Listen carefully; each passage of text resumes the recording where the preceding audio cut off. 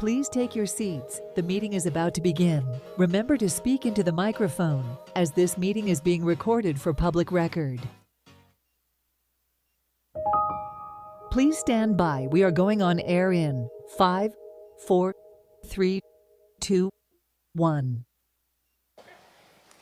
Good afternoon and welcome to our budget hearing as we get close to the end of the fiscal year and we have a statutory obligation to finalize our budget, which we're well on the way. Thank you for my colleagues for being here and our budget chair, who I'll turn it over to momentarily, Commissioner Joe Magazine. I've said this before, but what you put in the budget, where you allocate your funds, shows you what you think is important, and we're heading in that direction. We're focused on quality of life issues, and we're making improvements in those areas and increasing funding in those areas. So I'm overall pleased with the direction we're going, and I'll turn it over to Commissioner Magazine. Thank you, Mr. You cut me off. Too early? Too soon. Thank you, Mr. Mayor. I'll echo that sentiment. It's cliche, but show me your budget and I'll show you your priorities. So very proud and excited to be going through this long process with my colleagues. It looks like we're coming towards an end here. We're here at, I believe, what, Mr. CFO, our third budget meeting, our third public budget meeting, and we've had various workshops on that.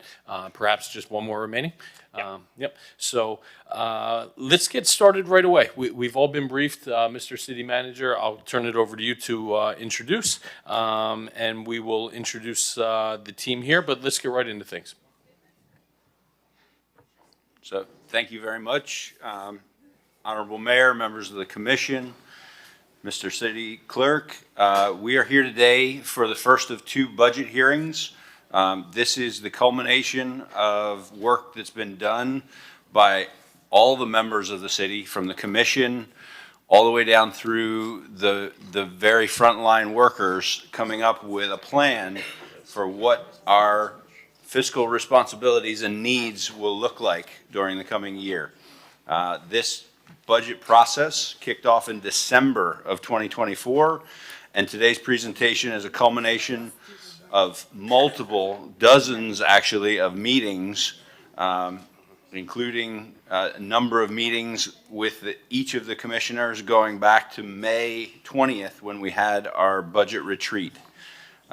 Following the two FERC budget briefings in June and July, all the approved recommendations have been incorporated into this proposed budget, and these are your commission-driven priorities and include enhancements aimed at addressing the concerns of residents and businesses as highlighted in the Community Satisfaction Survey. I'd like to extend my personal gratitude to each member of the City Commission for their participation in this process, as well as the staff who have worked diligently over the past 9 months to ensure its success. In particular, I'd like to thank Jason Green, our CFO. I'd like to thank Tamika Otto-Stewart, our budget director. I'd like to thank Richard Ajami, our budget officer, our senior management and budget analysts, Ayana DaCosta Earl, Kyle Tejero, Yelena Iglesias, our management and budget analyst, Isadora Gonzalez, and our office associate 5, Daniela Martinez. Excellent work to all of you. Thank you very much. And with that, I will hand it over to Jason and Tamika to walk us through. All right, PJ, if you could turn the presentation on. I do. Yes. All right, so good afternoon, everyone. This is as Eric said, hopefully the end of the budget process between this meeting and the meeting on the 25th. This slide just shows where we were when we met last on July 12th. We had a 9.4% increase in our property values. And I'll just reiterate that we are increasing at a decreasing rate. So good news, but we're being tempered down. So this slide shows, I'm sorry, hang on. Too many.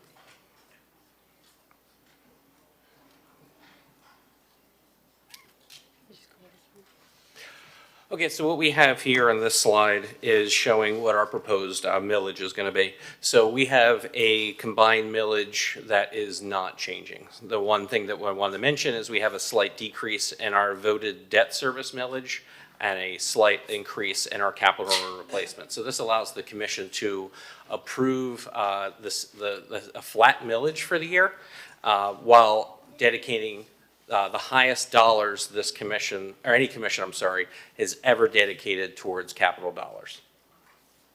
All right. So what you see here is kind of along the same lines. The important thing I would want to draw here is that light blue line for 2025 of 0.1886. That's made up of two millages, our capital renewal and replacement and our PAYGO.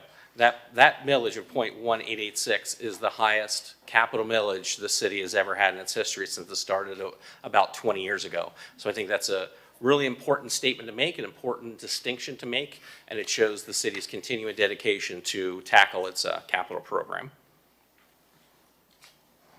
All right, so on to the budget balancing. So this slide should be familiar. When we met with you on July 12th, we had an initial surplus of $16.2 million. We made a recommendation to transfer $2 million of our interest income, which is growing exponentially, over to capital so we could fund more of our capital needs and to just be more conservative on our recurring costs. And then we made some recommendations on enhancements, which were primarily approved by the FERC. And had everything been approved as is, we would have had an $8.9 million set aside for collective bargaining or capital funding, and we would have had a balanced budget.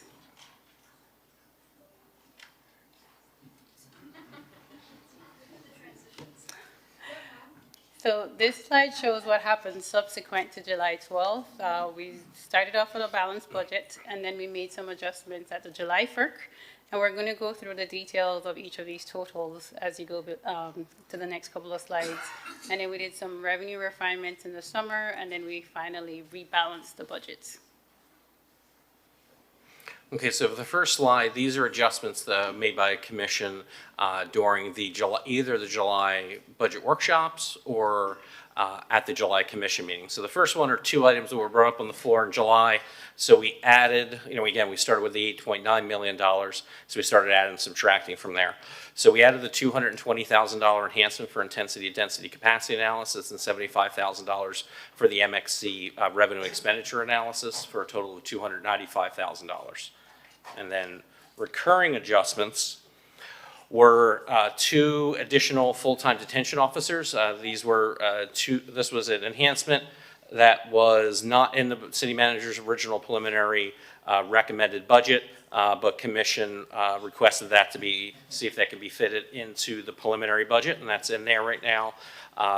The set aside for the Miami New Drama of $220,000, and just for the record, we are going to recommend adjusting that down to $200,000 based on the commission resolution that'll be heard on October 30th. So we'll reduce that recurring dollars down to $200,000, and the commission can make that decision in October. We made an adjustment where we added money back in by not bringing on a full-time division chief in fire and just making it a reclass. We adjusted the original city manager recommendation on the area managers to 3 full-time area managers, and additional funding for the Normandy Fountain was requested on the floor, and this added $507,000 in recurring expenditures. On this, these were 2 recurring expenditures that were not discussed during the budget hearing, but were resolutions approved at the July commission meeting. One was a recurring enhancement for the mayor and commission budget to add $105,000 funding for travel for conferences and community events for elected officials, and a recurring $25,000 increase to the grant contribution for Pride Lines Miami Beach Project SAFE.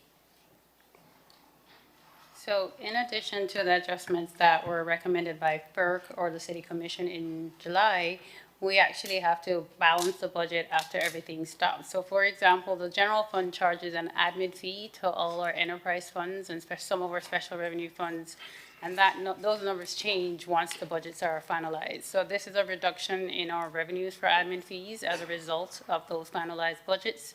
And then we also refine our revenue projections as we have more current details. So these are some of the balancing numbers that we did in the summer. And then also our internal service departments, for example, fleets, facilities, risk management, their budgets we have to finalize, and then we allocate all their costs to all of the departments, including the general fund. So these are increased costs on the general fund, well, decrease on internal services, and then we had some miscellaneous increases. And that last number is a balancing number. Prior to July, well, after July 12th, we had a set aside of $8.9 million for the CBAs, the collective bargaining agreements. Because of the adjustments that we made between July and August, that number went down by that $1.18 million. So now we have a set aside of $7.7 million for collective bargaining / capital. So next, we're going to go through the list of all of the general fund enhancements. These are all mostly ones that you've all seen before. These are ones that were gone through the whole process, many going back to the beginning of the fiscal year, through committees, through commissions, and things like that. So the first group are lumped is public safety and homeless efforts. So we have a one-time enhancement of $1.9 million to continue the police high visibility overtime detail. On the recurring side, the ones that are highlighted, in light blue are the ones that I highlighted a little bit lower. Those were earlier.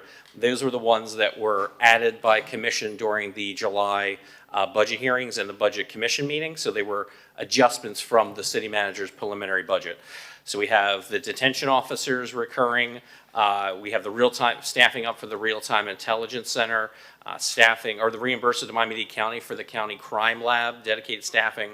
We have an additional full-time assistant city attorney for the municipal prosecution team, the health concern initiative for our homeless services, the Miami Beach LGBTQ outreach initiatives, reclassing the position in fire department emergency management division, and adding body cameras for our homeless operations program.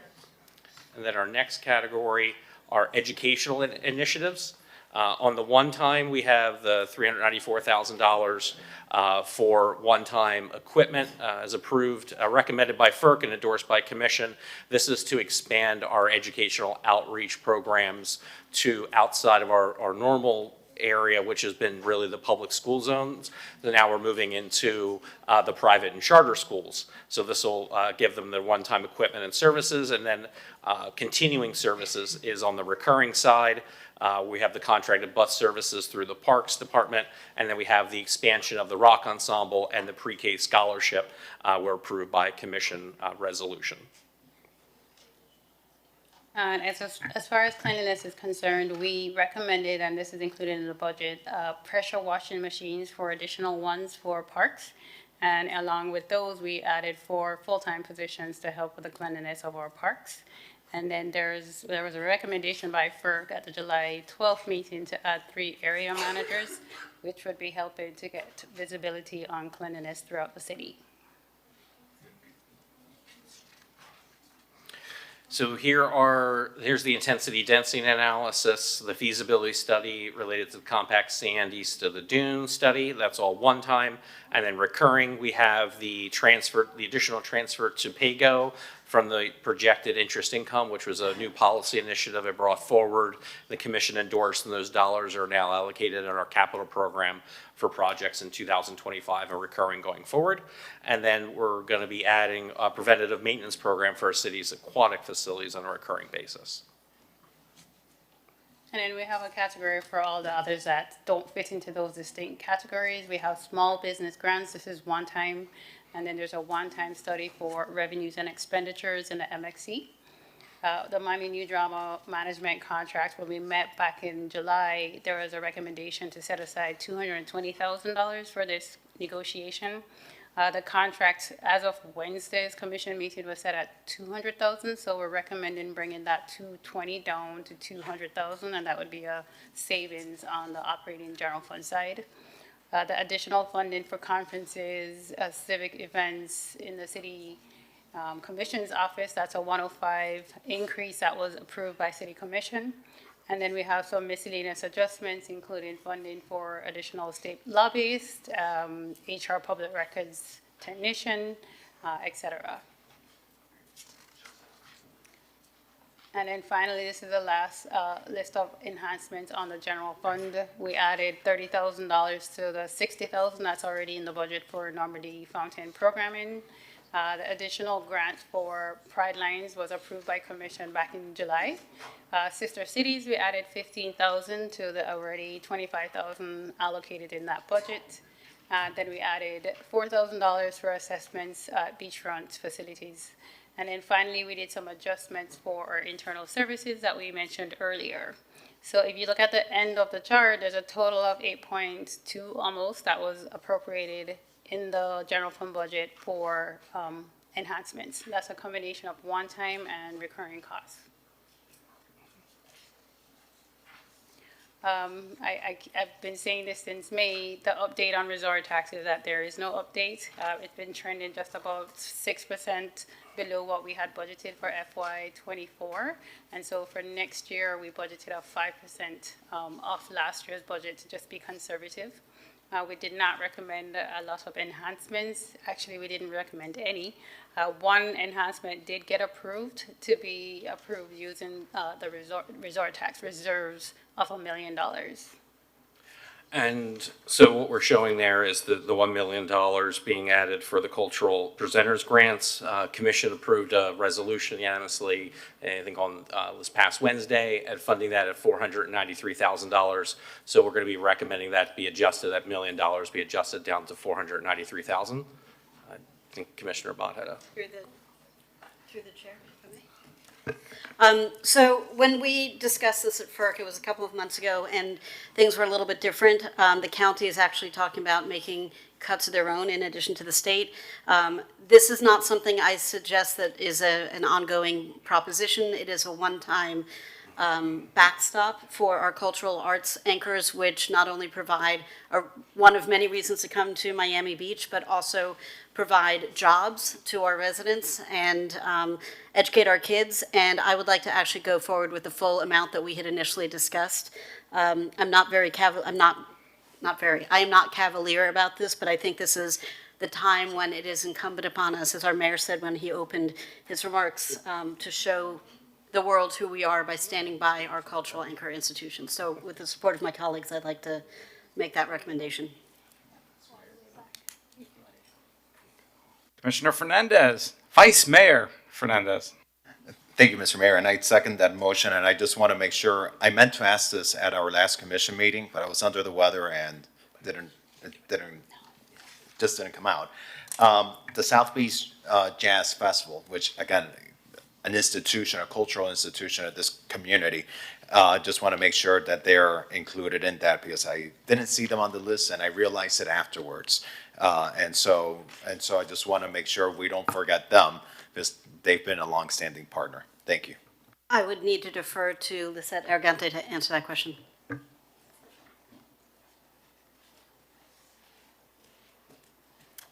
Good morning, Mr. Mayor, City Commission. I need to check on their address. So all the organizations have to be Miami Beach based. So I will check with Lori Backham on where they are registered because that's would be the reason why they're not on this list.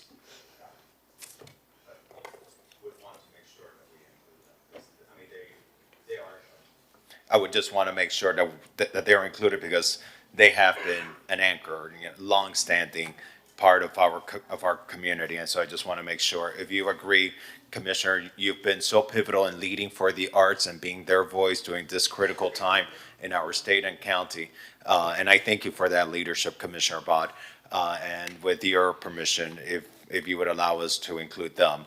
I think we are all familiar with their decades-long leadership in the arts, especially for individuals with disabilities that perhaps don't have other avenues through which to express themselves. Thank you, Mr. Mayor.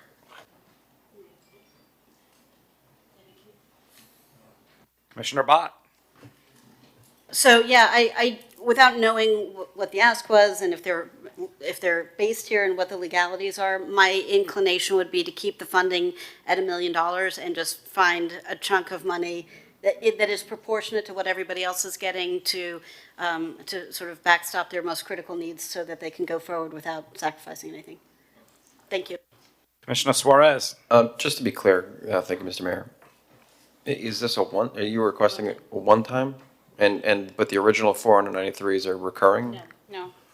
If I may.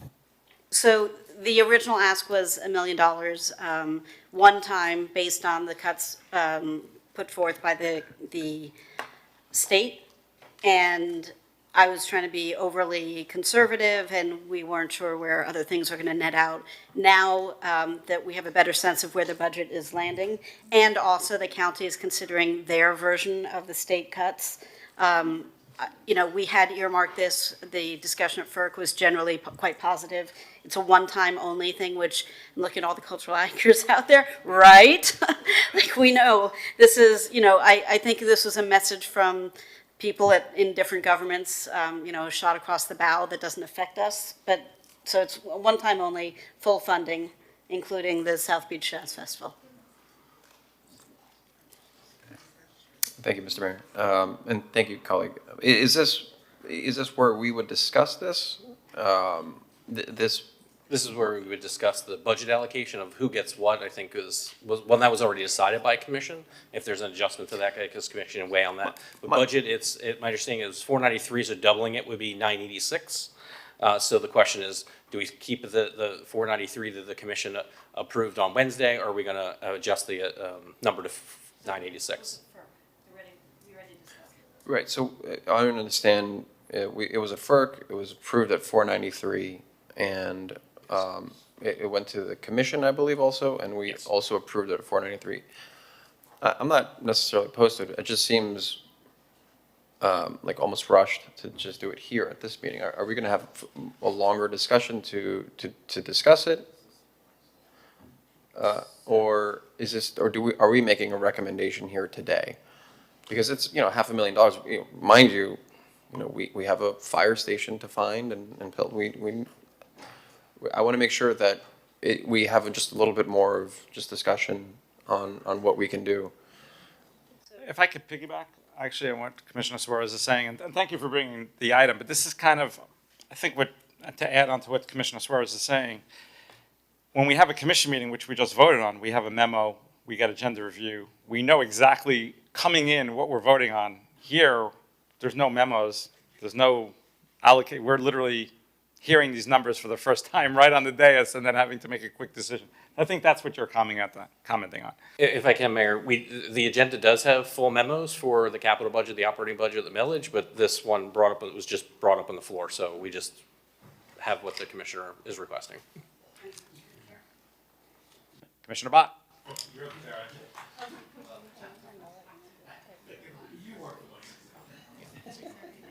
So, yes, this would normally go through, and it did go through FERC and then through the commission meeting. And I was, the initial thought was that I would pull it at the commission meeting to have this conversation on Wednesday, so there could be a little bit more discussion. But sometimes when we have packed agendas, we pull items and we might not reach every item, which is not casting aspersions, it's just a function of logistics of the number of items we have, the number of hours in a day. And so I did not want to jeopardize the chunk of funding that was already agreed to. And I knew that we were having this meeting, 3 days later, 4 days later, and we could have this conversation. It's not for a different purpose, it's for exactly the same purpose. It is made more urgent by the fact that the county is considering pulling their funding. This is not a party trick that I plan on using very often, if ever. I won't promise to never, but this is not how I roll. As I think you would all agree, I'm pretty measured in most of my things. I just think that this is the moment when we need to step up, and it's an unusual set of circumstances, and I would just encourage us to support it. Chair. Thank you, Mr. Chair. And correct me if I'm wrong, CFO, this is our opportunity because on September 25th, we have to adopt a balanced budget. So anything that's not in the budget, any changes that we as a body may agree to and would like to see, this is the opportunity for us as an elected body to provide you with that feedback so that on September 25th, you can come back with a balanced budget for us to be able to adopt. Is that correct? Correct. This would be the appropriate time for us to set next year's So budget. to the extent that something is not included in the budget, or perhaps, may have been discussed in the past and may have not made it in, but the body decides that it does have a desire for it to be baked into the operating or the capital budget for fiscal year 25. Today is for us to come together, provide that feedback so that then you as the administration can find the funding sources, the appropriate funding sources, and making sure that on September 25th, the budget is balanced for the city commission to adopt, just to clarify. Yes, we would want to leave this meeting tonight with a balanced budget. So if we're adding or subtracting anything, we would be doing it here on the floor. Yeah. Okay, Exactly. thank you. So today's the opportunity for us to provide that feedback. Thank you. Thank you, Mr. Chair. Yeah, thank you, Vice Mayor. Just to clarify, because I feel I'm a bit lost. We had allocated previously, state reduced their funding. We said we want to step up for our art and culture institutions. Let's allocate $493 or $494,000. In July, the commission had requested for it to be set at $1 million of our resort tax reserves for this purpose to be heard at FERC. FERC then heard the item, recommended the number be at 493. I think it was in July, and then September's commission meeting last Wednesday, the commission approved that endorsement of 493. So going forward, that I, as administration, are just noting that our original preliminary budget included a $1 million allocation, but based on the commission's resolution, recommending we adjust it to 493, but there's a request on the floor to keep it, I guess, at 986, which would be twice that number. We just need to get direction on. So then, and I'll just ask this respectfully of my colleague, if we can just bridge how we get from 494 to $1 million. I wish we were having this meeting in 3 or 4 days, because I know it's coming to the county tomorrow or Wednesday, and we would know what the backstop is. Okay.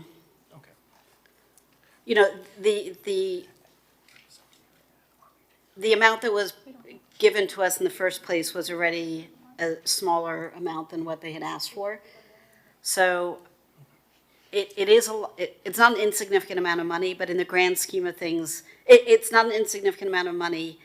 In the grand scheme of $1 billion budget, look, I'm not cavalier with a couple $100,000. It's not money that I have, and it's our taxpayers' money. But for these individual organizations, there's some which are going to have an easier time raising the funds from donors, and there's some that may have to lay people off. And I would, because this is not a reoccurring request, it's a one-time thing when the state and now likely the county have pulled their funding, and we are in the process of spending a lot of capital, staff resources, intellectual capital, money to pivot our brand as an arts and culture destination, a wellness destination, a historical and architecturally significant destination. I think this gets us there better than not. And I respect and very much value how mindful you are about how easy it is for us to throw 100,000 here and 15,000 there and $500,000 there. But I think this is one of the times when we collectively have to step up and do it. If I may, Mayor, I might be able to assist in hearing some of this. What might be the easiest path forward if there's additional information that we're waiting on actions from third parties is perhaps to leave the budget as the commission originally approved in July with $1 million set aside, and then perhaps for staff to come back in October to commission with a discussion to get final direction on it, but we can leave the $1 million allocation there. That may, if that may help, I don't know. But how would that work with But I'm not doing the microphone. needing to have a balanced budget bodies? Well, it technically, for the resort tax, it would just, we wouldn't utilize the whole million, so we'd have it set aside. It would be utilizing that $1 million in reserves, and then the commission can give direction in October to stick with the 493 or go with the, the 986 then. So here's where I stand on this. I'll be supportive of the upper amount, but we also have the final decision September 25th, right? Yeah, so the budget as it is Yep. right now presented has $1 million already baked in. You So- don't have to Yep. change it on the 25th. You could do it. But we in have the October. ability to, correct? Yes, or October. Here's what, I'll put my cards on the table, what I'd like to see. I'm just one of 7 people, so I don't know where my colleagues are. I know we have some of our cultural partners here. I don't want to put you on the spot. But what I would look for at the September meeting is, besides what you already do, right, which is indescribable, I need to know what else you could do for our community, right? This is a big ask. This is $1 million, right? This is going to organizations when I go to my condo and I go to my neighbor and I say, well, I just took some of your tax money to put to an institution you may have never heard of. Yeah, that's what a community is, right? It's not just a one-for-one.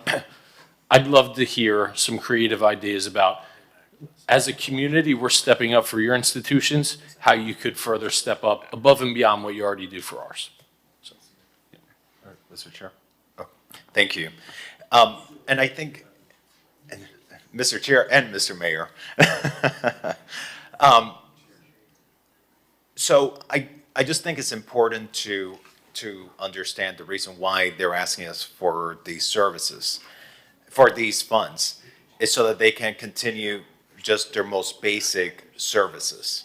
They're not asking us for more funding to expand the program. This is just for them to continue operating as they were in the current fiscal year, for them to continue operating at the same level of service going into the next fiscal year. And so my concern is, if we ask them, well, what else can you provide the community? What else can you give the community? We're actually, we might be making a bigger dent, or asking them to make a bigger dent when we're trying to fill the dent, so that they can just have this gap funding pretty much to the next fiscal year. And let's just keep in mind, it is $1 million, and that is significant. But in a way, I feel almost, it's coming from the resort fund, and it's coming, I believe, from the reserves in the resort fund. Correct. And what are our reserves in the resort, in the It's resort 40 fund? million. Around 40. 40 million. Around 40 million. I think that this is why we have this resort fund, and those reserves there for these unforeseen situations. They're one-off situations. It was, politics got in the way and caused for this one-time need. I think it might be wise for us perhaps to have that set aside there going into the September 25th budget hearing of the $1 million. If the county decides not to proceed with the cultural cuts, well, then we don't need to proceed with that extra money. But I think we need to side perhaps in caution, or on the side of caution, to be, that angel for our cultural institutions so that they can continue providing at least the same level of service they do today. Otherwise, they risk losing a curator, or they risk losing a program that then later on it'll be hard for them to get back. And so it's a one-time courtesy to these longstanding cultural anchors, and in a way, I see that's the purpose and part of that reserve fund. Thank you, Mr. Chair, for your indulgence.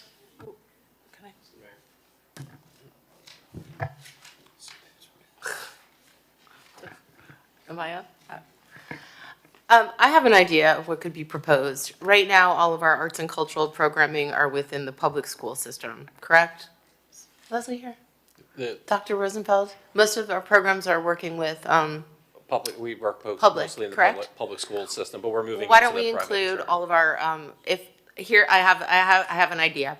If we give this funding one time, we have them for this 1 year include all of our schools in the programming. A special performance, if you're inviting the public schools, we would like you to invite every single student in Miami Beach, across the board. And what you could do prior to the second budget hearing is maybe submit a small paragraph of how you would like to address all our students instead of just the public school ones. And I think that's a pretty good benefit. It's something that we can say every child in Miami Beach will get to go to a performance at the Colony Theater or the O Cinema or the Symphony. And I think that that would be a way to possibly bridge the gap. I don't know how you feel about this, but we have a list of schools. Mr. Mayor. Just to clarify, we currently have partnerships, I don't know if it's with every cultural institution because they apply to participate in our STEAM Plus program, which is an infusion of the arts into our public schools. But for this coming school year, some of our private and charter schools have requested to be a part of that program, and so we will seek to expand it, but that is dependent upon their interest regarding the STEAM Plus program. So it's private and public school requested. But a concern I have with what you are suggesting is not so much the availability and access to the programs. There's always a challenge with the schools getting to the location, so please keep that in mind. What I would propose is between now, how long do we have? We have a week until our second? Okay. Leslie Rosenfeld is right here. She is our education director. If each institution receiving funding could reach out to Dr. Rosenfeld between now and the next meeting and with some sort of summary of what you will provide, I think that we can at least look at it. We can get a printout, hopefully a couple days before the meeting, so the sooner the better. And I think that would go a long way. I don't know how you guys feel, yeah? Yeah, that wasn't my exact idea. I didn't have any exact ideas, but it was along those lines. Mr. Vice Mayor was just, if we're going to ask our taxpayers for more, let's expand the net for people that are able to be included in our world-class arts and culture programming. So whatever that idea may be, that could be one of them, but something along those lines. Mr. Mayor. Thank you, Mr. Mayor. Look, I just want to make sure we're not setting a bad precedent of, the last second we ask for double the amount. And we went through a process where, it was agreed. We went through, I think, two different meetings to discuss this. And I'm okay with giving the funding. I think what they do for our community, really what makes a community. But there should be a process, right? And to make sure, and it would be really bad if we just all sort of rolled over and said yes, right? We want to make sure that the taxpayers are getting value. If we give you double, what do we get in return? And we want to make sure that there is value in essentially giving $1 million of taxpayer money. And I understand it's a resort tax. However, look, resort tax, it comes from a lot of the residents that go out to restaurants. We pay into that. It's not necessarily people who don't live in Miami Beach that pays this fund. A big part of it is. So I just want to make sure that we get some sort of accountability on what we're getting and what extra value we get. And so I'm okay with moving it to the October 30th and setting aside a certain amount. It doesn't necessarily mean I'm going to be comfortable with the full amount. We can get somewhere in between, perhaps. But I just want to know what the taxpayers are getting for double the amount. Okay. So I think on this item for now, we will leave the budget allocation at $1 million as of today, and can discuss it again on the 25th, the second hearing, if there's any additional action to be taken. And we can go back to the presentation. We're gonna go back a little. We missed a couple of slides at the beginning. So this slide just shows that we sent out an LTC along with 3 huge budget books. So all the details behind the highlights that you're seeing today are included in that book, in addition to the memos that were accompanying these agenda items. So just a look at the combined budget. So this chart shows the history of our budget since 2015. So back in 15 and 16, we were over $1 billion in our budget. The green line that you see there, the chart on the chart, is our capital budget. So our budget fluctuates depending on what's going on in capital. The blue line is a little more, systematic. This year's budget. And Tamika, if I could stop you there, obviously asking you to paint with an incredibly broad brush, but just looking at the operating budget, let's use 2015, 16, or 17 as a proxy to where we're at in 2024. Looking at 50% increase or close there too. Any high level? Okay, here are the primary catalysts or drivers for what is leading to the large increase in the operating budget. Well, primarily on the operating side, it's our payroll costs. So we have union contracts that are required to do COLAs, step increases, merit increases. So the big jump in our budgets are payroll costs. Then we also have enhancements. So you'll see when we get to the next couple of slides, you see how we have the breakdown of the operating. And there's a CSL, current service level increase, and then we have enhancements. In my perfect world, we'll just have current service level increases and no enhancements, and then you'd have a lower, incline. We don't have it here on this slide, but we had shown this and highlighted this in some of the early budget hearings. And I know on some of the onboardings with the new commissioners, where we went back to look over the past 10 or 15 years, and actually the city is tracked below in the inflation when it goes back there. So there's a lot of that building of compounding when it comes to inflationary pressures.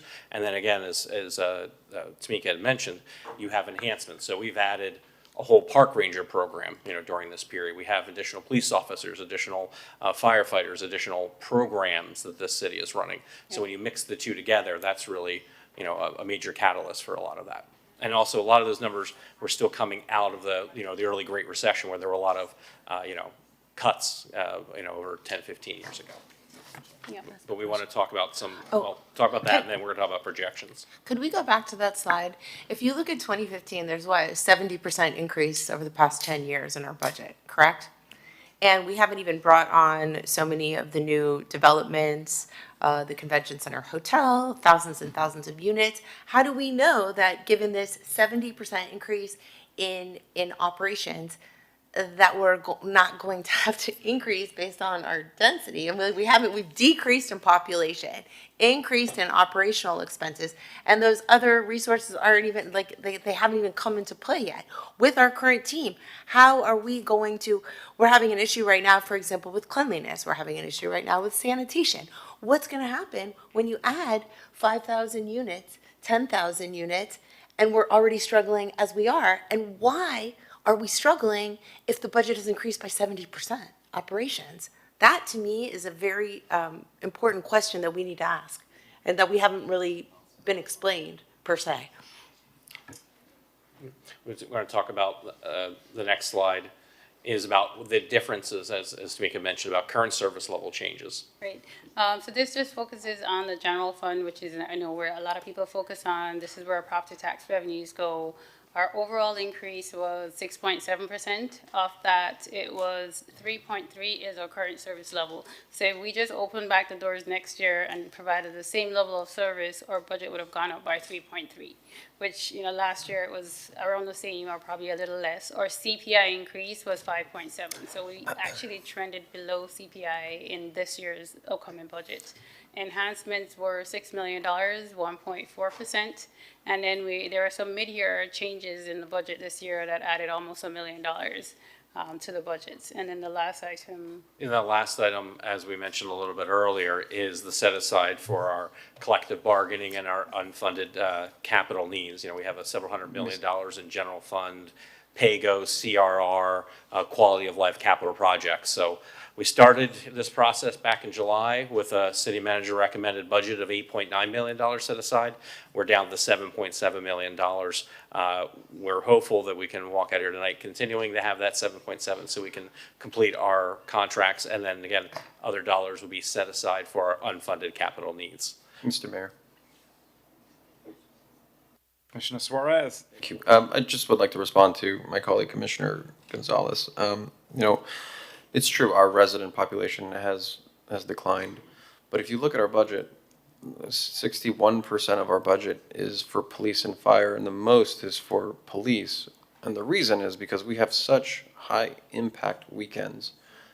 And, you know, it goes back to, we are considered a party town. And when you are considered a party town, people party, and they don't usually party nice. You know, if we were to have a fundamental shift away from the party scene, I full-heartedly agree that we wouldn't have to spend so much money on police. You know, we wouldn't have to have, you know, we wouldn't have to put so much demand on our first responders that really do take up, you know, overwhelmingly all our budget. All of our property taxes go to police and fire. That's because we're a tourist town as it stands. You know, Coral Gables, Wynwood, they don't have the same challenges that we do year in, year out, where people are getting murdered on the streets. So, you know, if we were to shift more toward residential, I believe that, you know, our budget could decrease, where we're not having to spend so much money on police and fire. I have a question. The problem is that we have 22,000 hotel rooms and an additional 3,000 coming online. How are we going to fill those without programming? Everybody said we got a program. Now we're going to have all of these hotels. You know, it's a fine line, because I mean, we crossed that line a while ago. The only thing that I can say is I have hope the convention center needs to be better programmed for the current hotels that we have.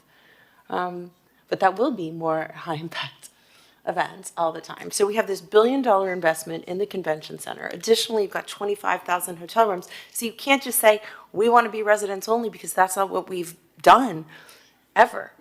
So how do you plan to bridge that shift? And that's really the conversation that we're not having. I don't know who's moderating, but I will. And if you don't mind, I can respond, and Commissioner Bach can respond too. You know, I think, I don't know if Commissioner Magazine said this, but I think 70% of all police-related calls are to non-residents. Chief, I don't know if you can speak to that, but I believe the majority of service calls are not for residents, and it's overwhelmingly that way. So, you know, I just want to make sure that, you know, we're clear on where is our budget really allocated toward? Is it protecting, not protecting, is it going toward more for tourists, or is it going more for residents? You know, one of the issues that was brought up was we need more sanitation. We have sanitation for all our tourist districts like Lincoln Road, Washington Avenue, Ocean Drive, but we've never had a power wash cleaning in a residential neighborhood. And so, you know, I just want to be careful to paint that, you know, having more residents is going to increase our budget. I don't think that's the case, because most of our budget is spent on first responders, catering to what our brand is currently, which is, it's a party town. And since we're talking about first responders, as we know, the county last week on a mutual aid agreement voted in a somewhat convoluted way, but voted to potentially charge us. It's not just us; it's all the cities in Miami-Dade. But from what I'm understanding and hearing from people, this was definitely politically motivated at Miami Beach. And that would be for spring break and Memorial Day about $1 million. Now, luckily, there's going to be a new sheriff in town coming November, and we're going to have to, hopefully the sheriff can override that, but that is a potential $1 million, assuming we want those services, which we need it. Thank you to our Miami Beach Police, but we need the help from the state, which we got, who do not charge us, and the state is not going to charge us. And by the way, most of the time it's not charged. This is kind of not cool. Thank you. No, are you just going to? Commissioner Bott. We were going to continue it, but if. By all means. Okay, if we can bring the presentation back up. And these next two slides are just related to a financial forecast. This has always been part of the budget process in the budget book. And speaking with Chair Magazine, he wanted us to highlight that. So we looked at these are our most likely scenarios. We look at conservative, we look at pessimistic, we look at most likely when it comes to expenditures and revenues. And we did look at this. So over the next 4 fiscal years, we do believe that looking at our projections that we would have a balanced budget or a surplus being generated over the next 4 years. This does incorporate our understanding of the universe today, our collective bargaining agreements based on where we live today, and our existing contracts. So that is good news, and this is based on our understanding of the universe. Now, the next slide was based on a discussion we just had with Commissioner Magazine, where he wanted us to just ask us if we could add a slide showing what our likely expenditures, but if we are very pessimistic on the revenues, and this is our pessimistic look at that, and that is having very small increases when it comes to our property values, really, from 6% next year down to like 3.5%, 2.5% over those percents. So we think it's not likely it will be that low. Historically, the city has never had property value increases that low over that period of time.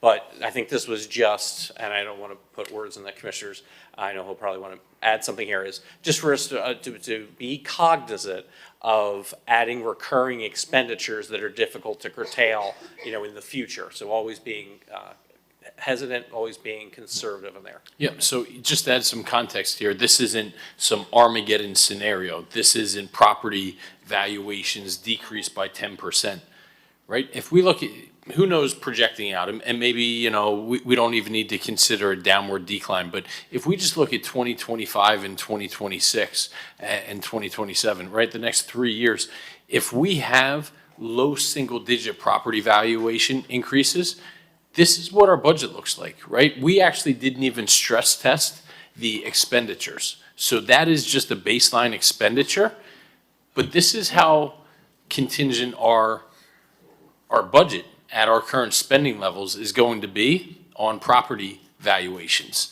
So if you could just, I'll repeat it, you don't need to do it, but this isn't a 5% decline in property valuations. This isn't a 20% decline in property valuations. When you look at 25, 26, 27, if we have a 2 to 3% increase in property valuations, 26 would be a 6% increase in. 6%, if we have only a 6% increase, we have a deficit. Say that to yourselves. If our property valuations go up only 6%, which is a huge number, right? A huge number. We have a deficit at our current expenditures. This isn't if COVID hits and we have a stress test expenditures. This is our current spending levels, and we bring property valuations just down to a modest growth level, right? Modest, not Armageddon, modest. We start running deficits in 1 year.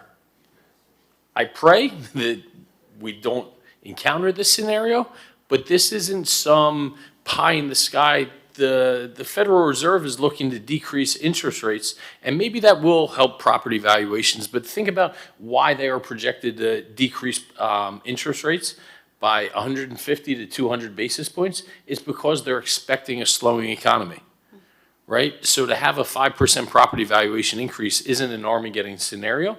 It's something that we should all be considering at the forefront of our minds going forward. So, All right, thank you. And I just want to just thank you for highlighting that.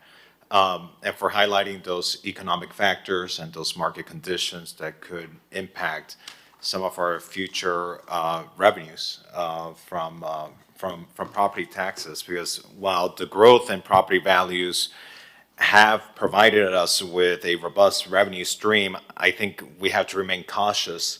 And I thank you as the chair of the Finance Committee for looking out to ensure that our financial planning does not overly rely on this trend, because this trend of property taxes going up is not, and property values going up, it's not going to continue.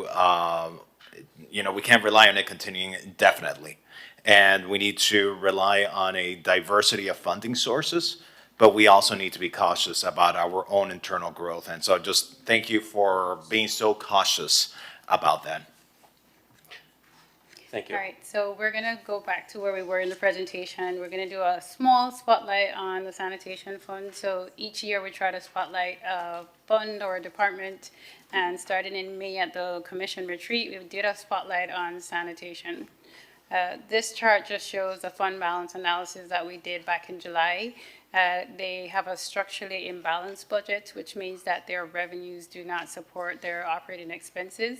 And so we've actually had to waive the city's policy of making sure that every budget, their recurring costs are covered by the recurring revenues.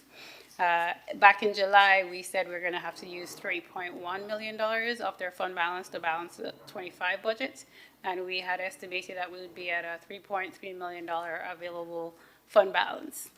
We were hoping that the FERC would have given us some direction to reduce the gap, but instead we actually got some more enhancements added. So we went from that $3.1 million deficit to adding $30,000 for the CAP program. That is a one-time expenditures. And then we did add 6 full-time positions to help with pressure cleaning on our residential areas.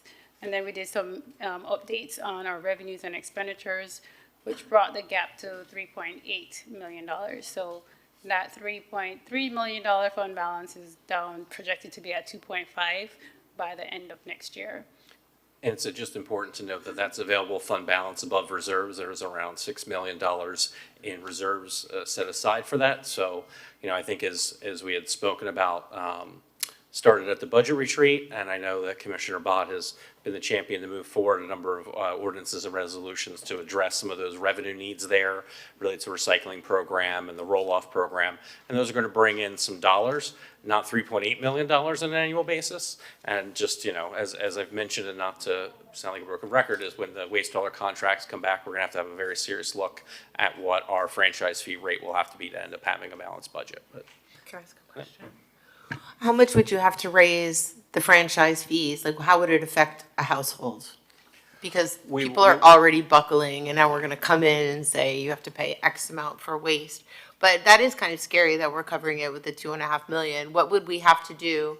that analysis make it hasn't been whole. done because everything, the waste haulers are out. I think one's out for procurement, and I'm not sure the other one's going on, but that would have to be determined. I didn't know there was a request by FERC and the commission to have a financial analyst come in and do those studies. So at So that they're gonna time, look at our deficit in the budget, We'll have and to then come based back. on that.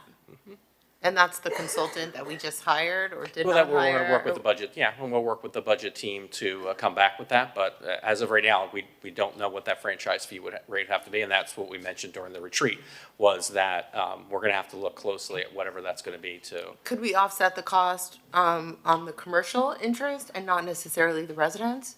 That Can we that would all have their- to I be mean, determined. Do they have to, with the commercial fees, could we increase their cost and not?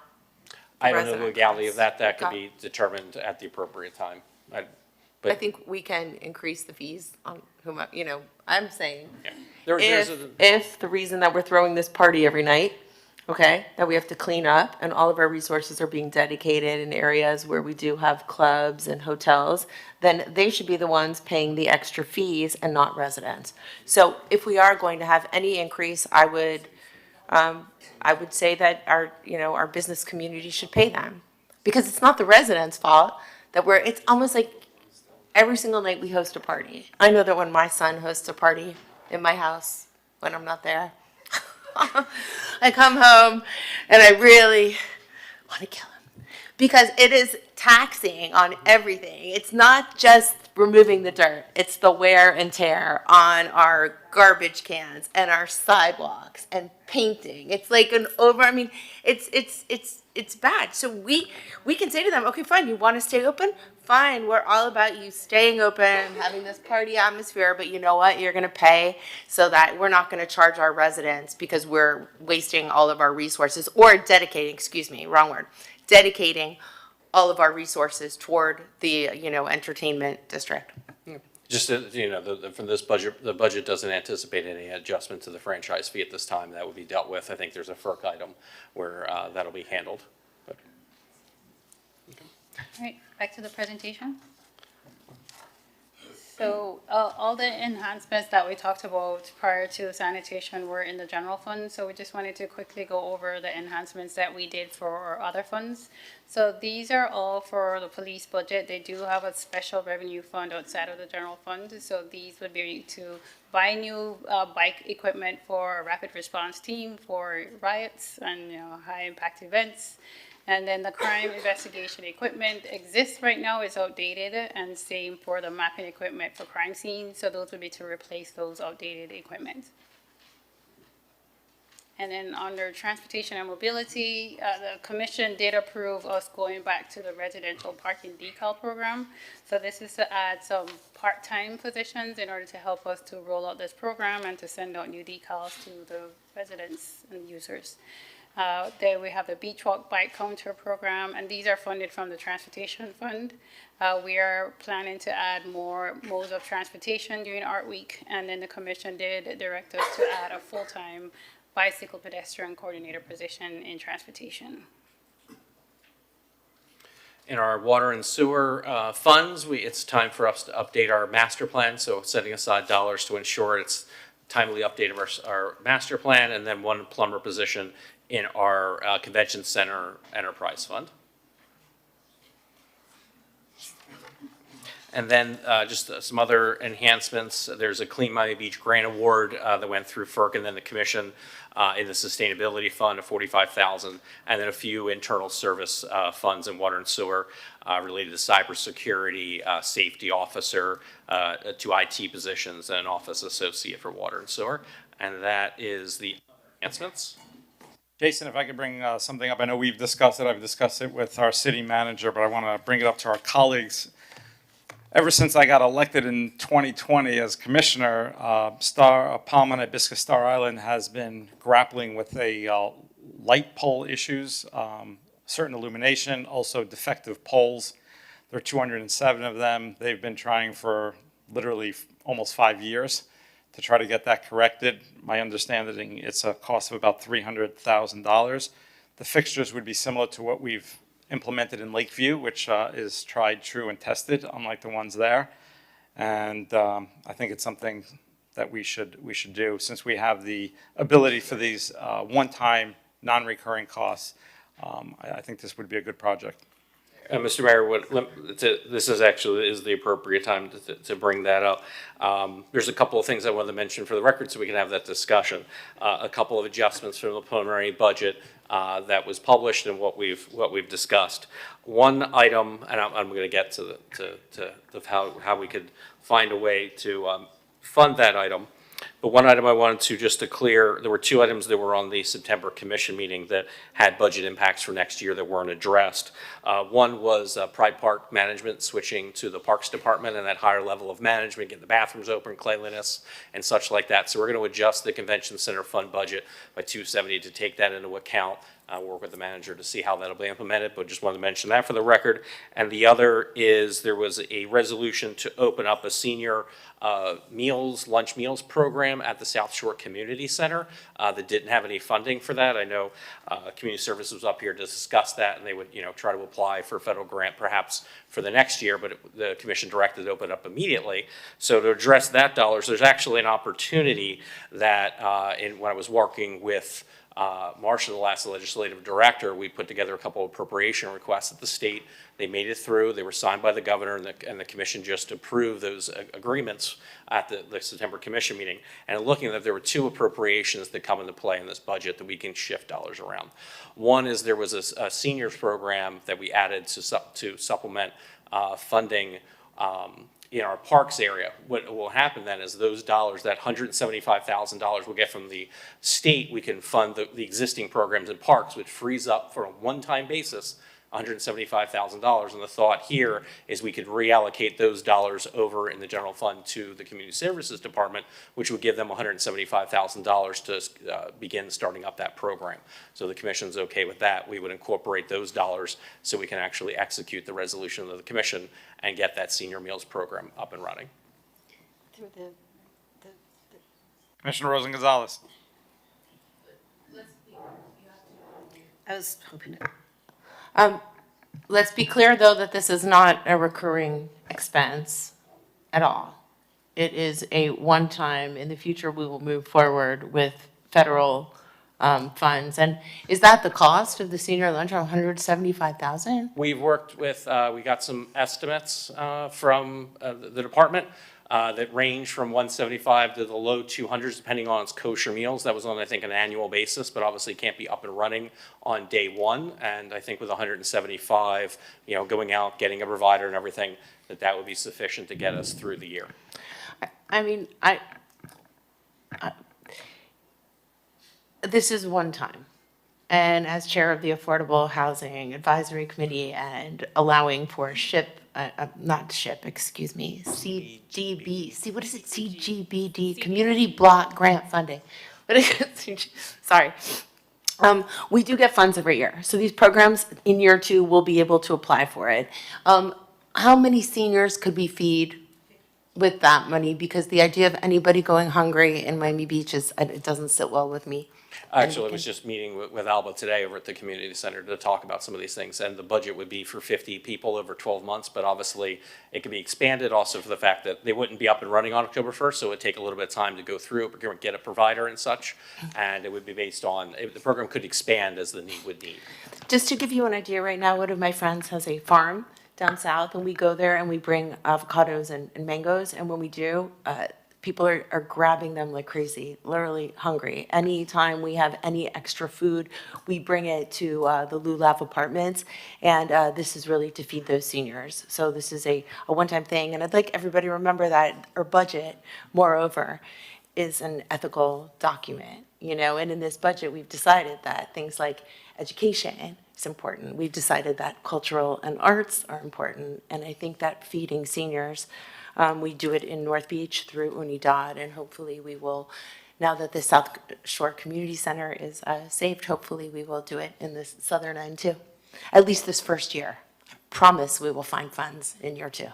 Yeah, sounds good. So just wanted to If I may? sorry.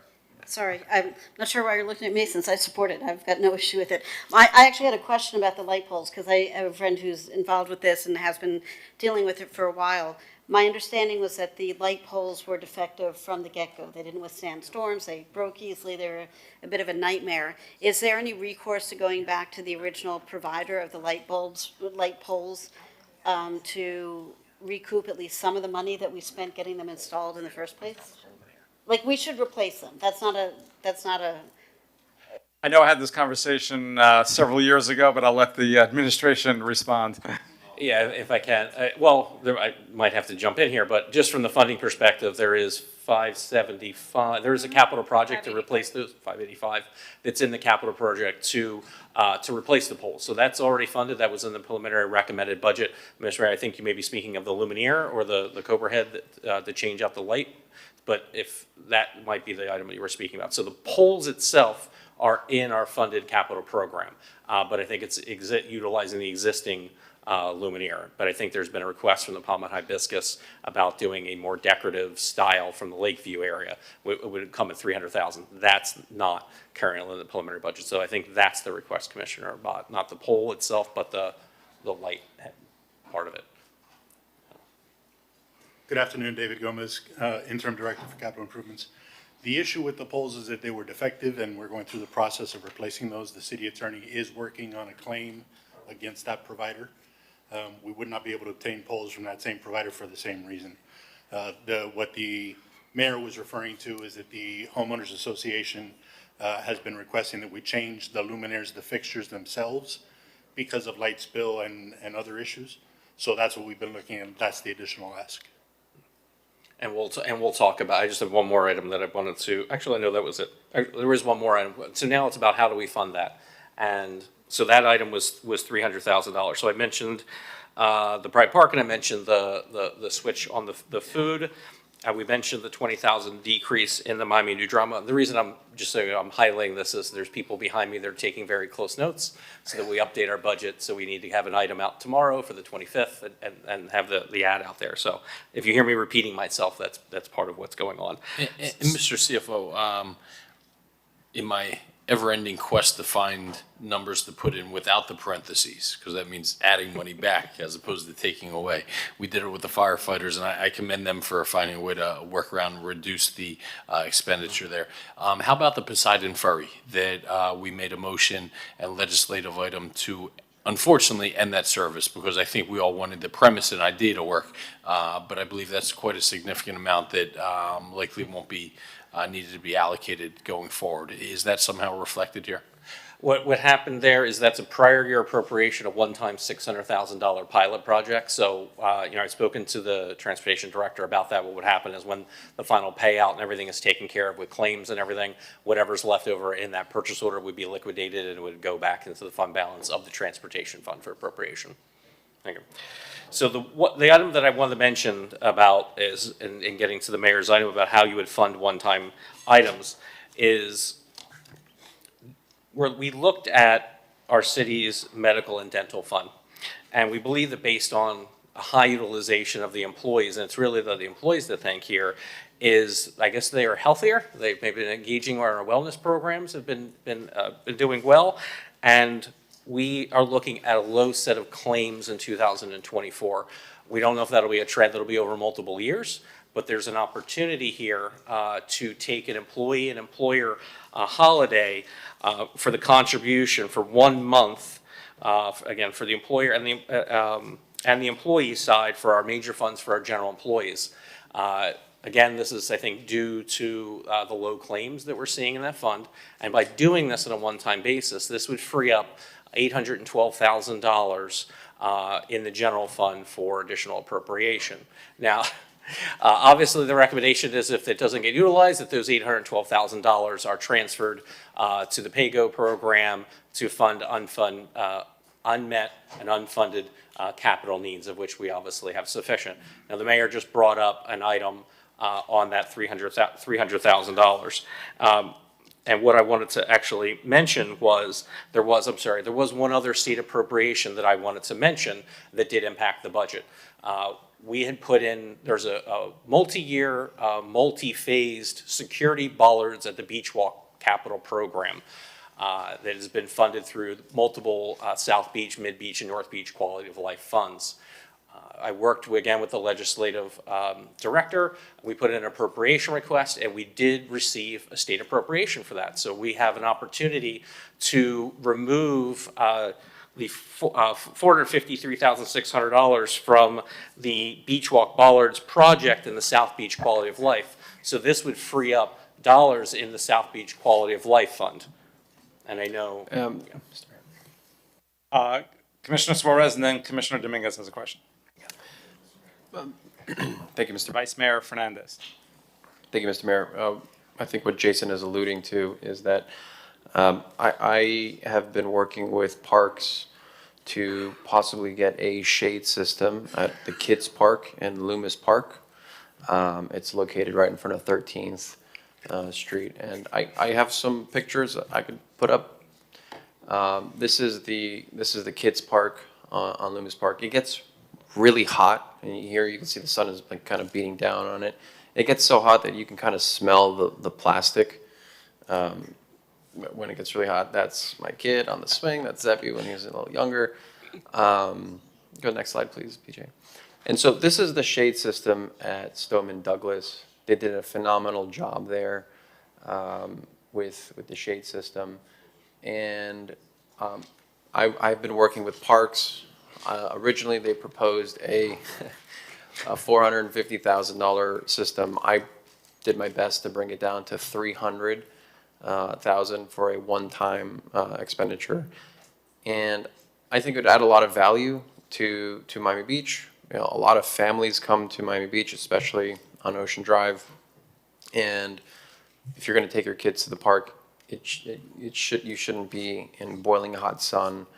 And this would be the shade system over on the playground. And then they also have a separate shade system, if you go next slide, please, for the swings.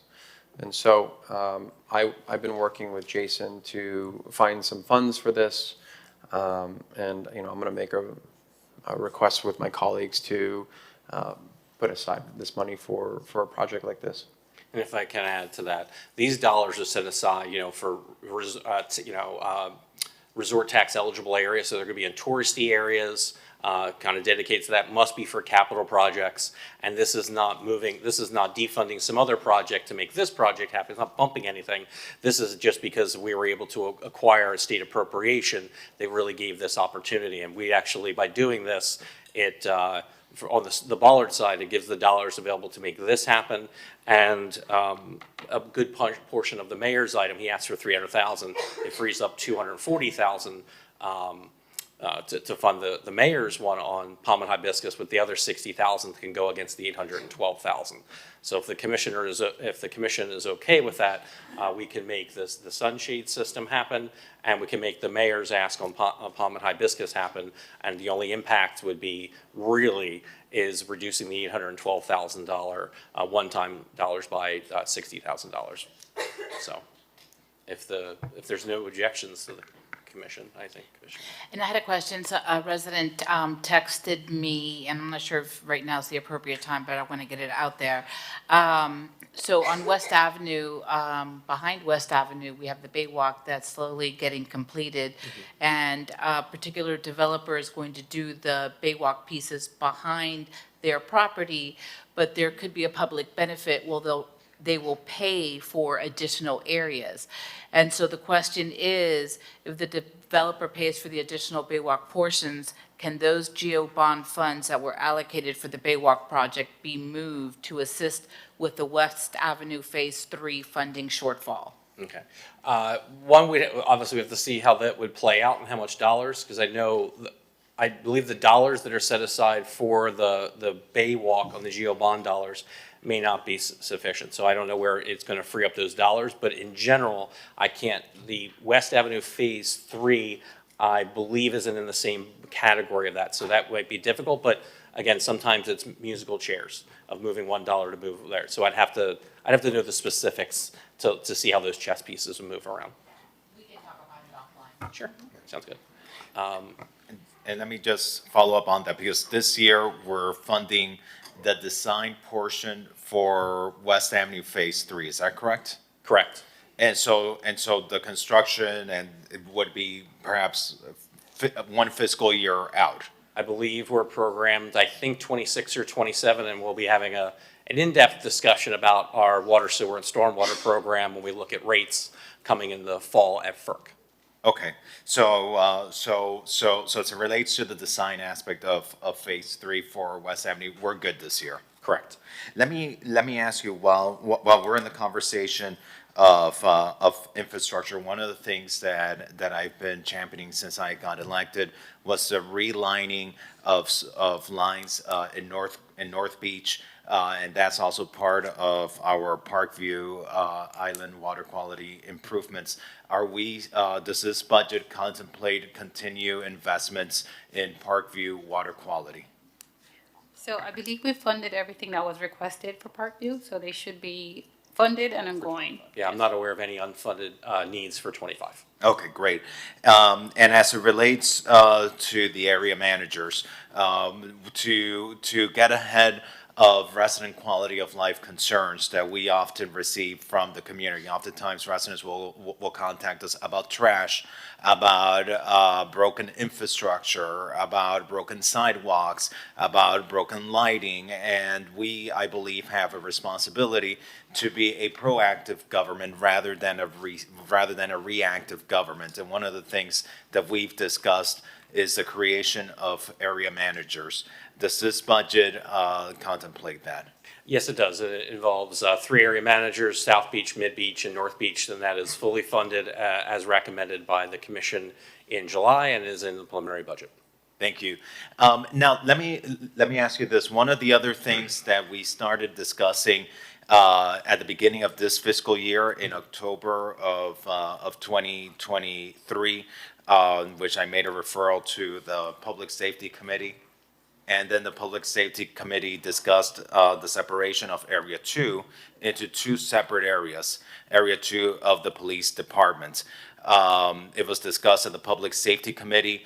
The Public Safety Committee moved in its support, and it was supposed to be considered as part of this budget.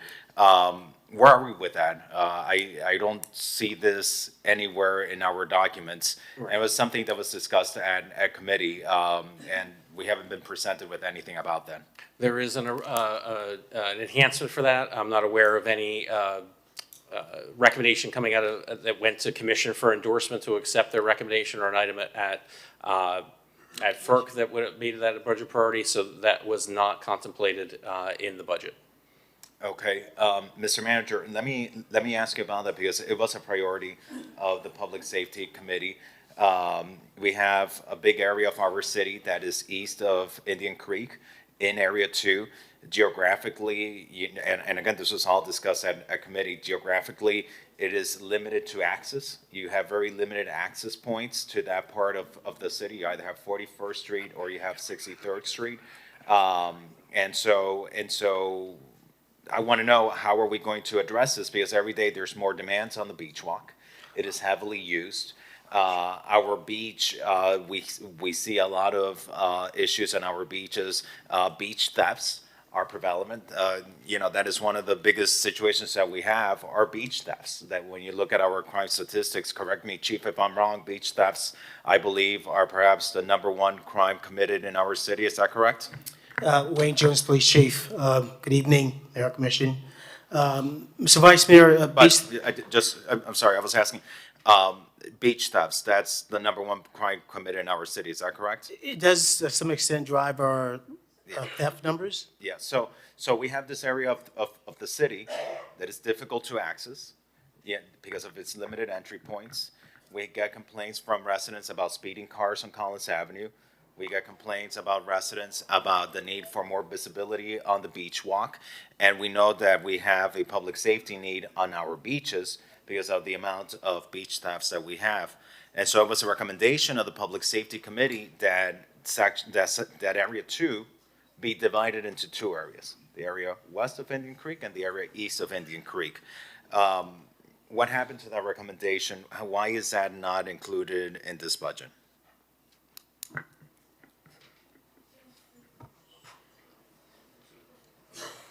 Someone else?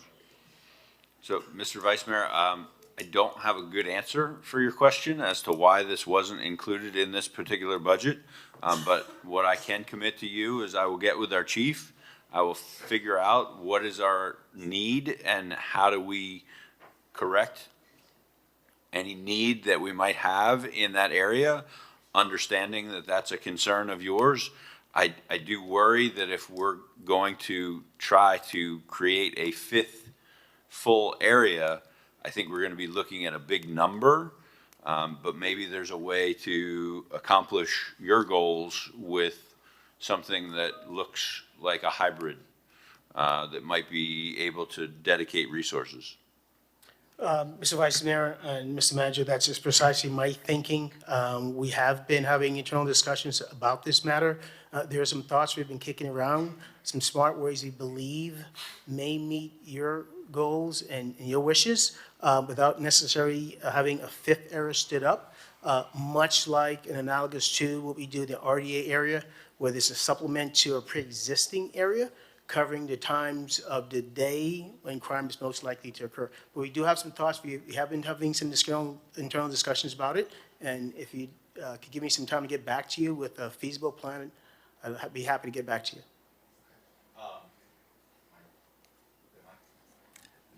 Thank you. You know, I just want to make it clear, you know, we started talking about this at the beginning of the last fiscal year. And here we are adopting a new budget, and it's not incorporated here. And so am I gonna get this information before next week's final budget hearing? That would be our plan, yes. All right, thank you, Mr. Manager, and thank you, Chief. I appreciate that. Again, this isn't my concern. This is the concern of this is the densest area of our city, I believe, you know, Collins Avenue, and we're constantly getting the complaints about speeding, the complaints about the beach walk, and the complaints about the beach. And the reality is that area is being shared with a very different area, which is separated geographically, and it's limited access points. So please, I would appreciate you all prioritizing this. I had just, let me see here. There were 3 points I wanted to highlight of matters that came up. Number one was UNIDAD, that I have mentioned to the city manager previously, and I think you're aware of. They manage the community center up in North Beach, the senior center up in North Beach on behalf of the city. They're having difficulties hiring a new director for their senior programming because of increased costs, and they were requesting an enhancement of $50,000. So that's a request that I had shared with the city manager and with you, Mr. CFO. Year after year, we've been discussing the lighting on Ocean Drive. The lighting on Ocean Drive, you know, I think it's probably the third year that I'm sitting here and this issue comes up, and we keep on saying we have a capital project, you know, we have the Ziskovich plan, we're engaging in outreach to the stakeholders on Ocean Drive and in the ACDC or the ADCD. Yeah, I'll get it right one of these days. The ADCD, to see how we're going to implement the Ziskovich plan. In the meantime, Ocean Drive is still lacking this lighting that they've been asking for multiple fiscal years. And I think we need to deliver on this, understanding that the capital project for Ocean Drive, you know, how far away is that from delivery, Mr. Manager? I think we're talking about best case scenario is 3 years, probably more than that. That's 3 years for design, or 3 years for shovels in the ground? I will defer to our assistant city manager over capital improvements, but I think it's approximately 3 to 4 years to shovels in the ground. And then construction, you know. That is correct. We're in design right now. So, okay.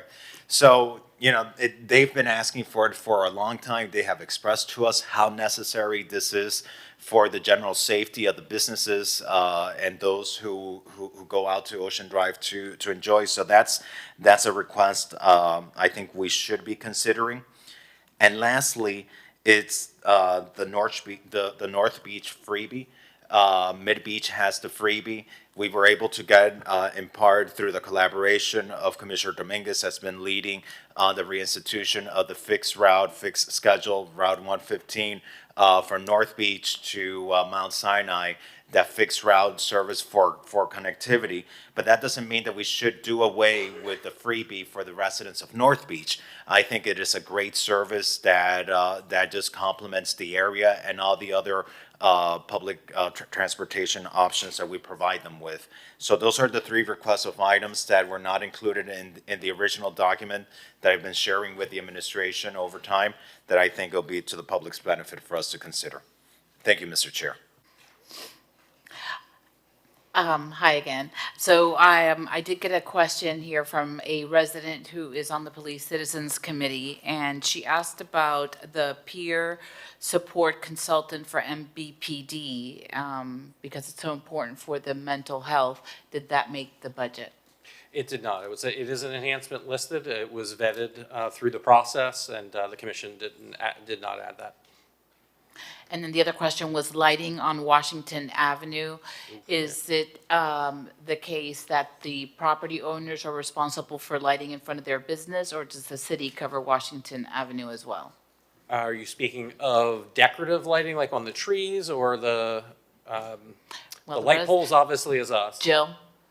According to Troy, all of the street lighting that they have on Washington Avenue, they pay for by their committee, and the city does not. And according to Troy, he said that it's the only place on Miami Beach where they have to pay for their own lighting and upkeep.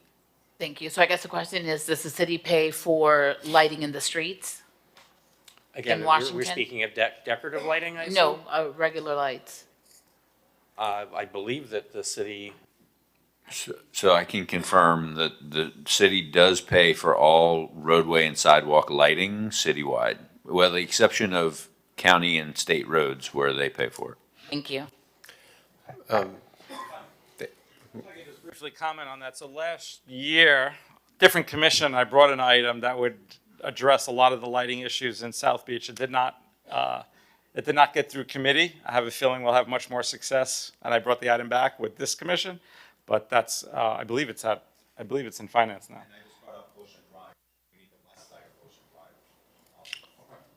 if I could add some numbers to some of the items that were mentioned.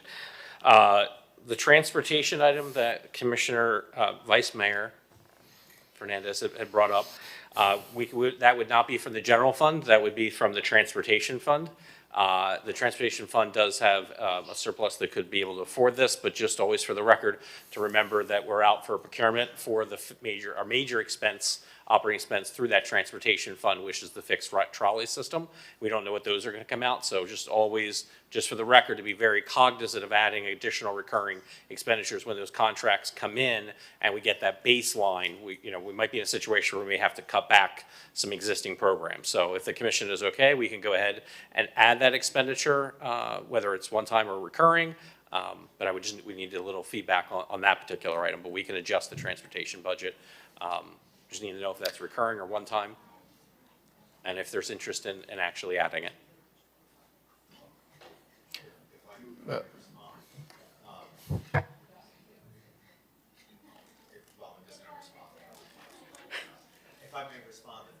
So I think that this is, if we're restoring the service or we're going to continue the service, I would imagine we need to operate under the assumption it's a recurring cost. That would be, what I would assume.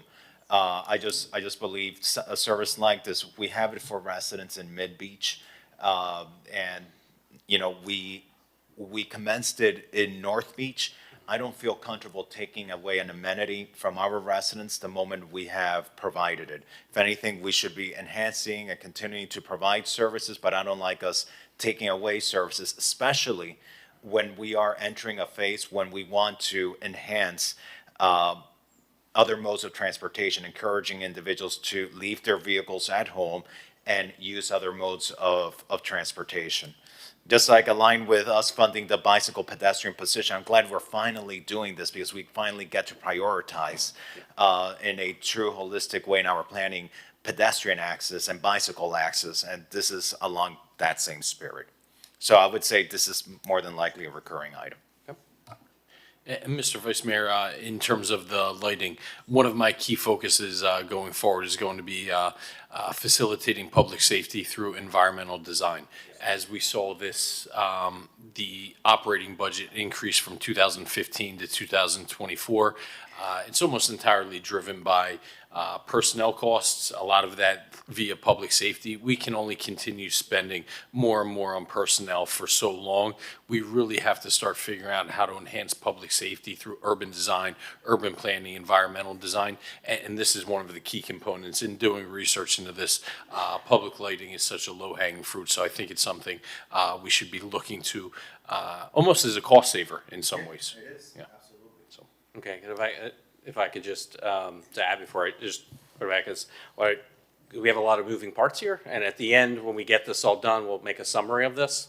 There will be several items that will be read into the record. There will be an official vote. This is a public hearing that when we're all said and done, we'll let the public weigh in. But if I could, we dealt with the Convention Center Fund discussion I mentioned. Now, Vice Mayor Fernandez brought up a transportation fund item. So if I could, just to close that out, because they're all kind of separate, so I want to try and segment this out. I'm not hearing is there any objections to amending the transportation fund budget to include the service that the Vice Mayor is. Okay, so seeing that support, we'll include that, and that'll close out the transportation. Now, getting back to the one-time, like we said, there was the $816,000 that was available in that area.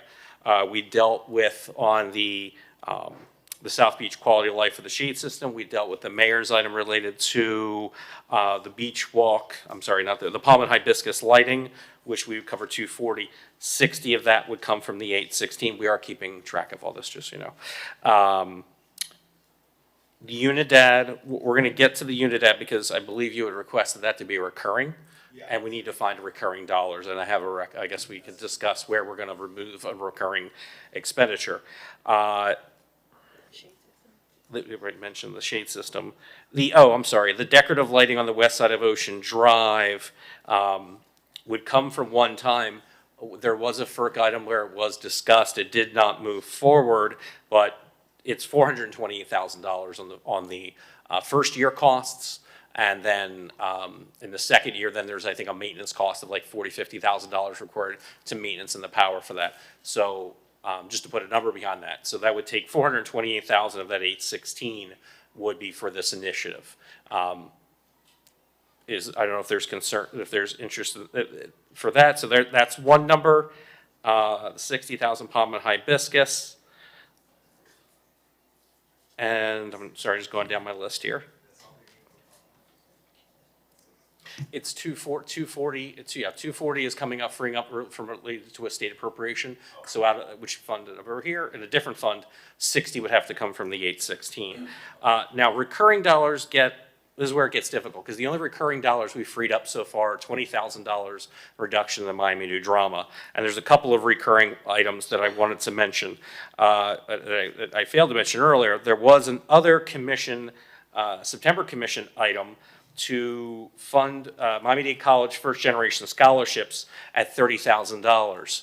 There was no funding attached to that. It wasn't mentioned. It was mentioned to be one time, but then to be discussed through the budget process. So I just needed to know, is that $30,000 going to come from the 816 and then becomes an enhancement to be discussed through next budget process? Or do we want to secure recurring dollars today?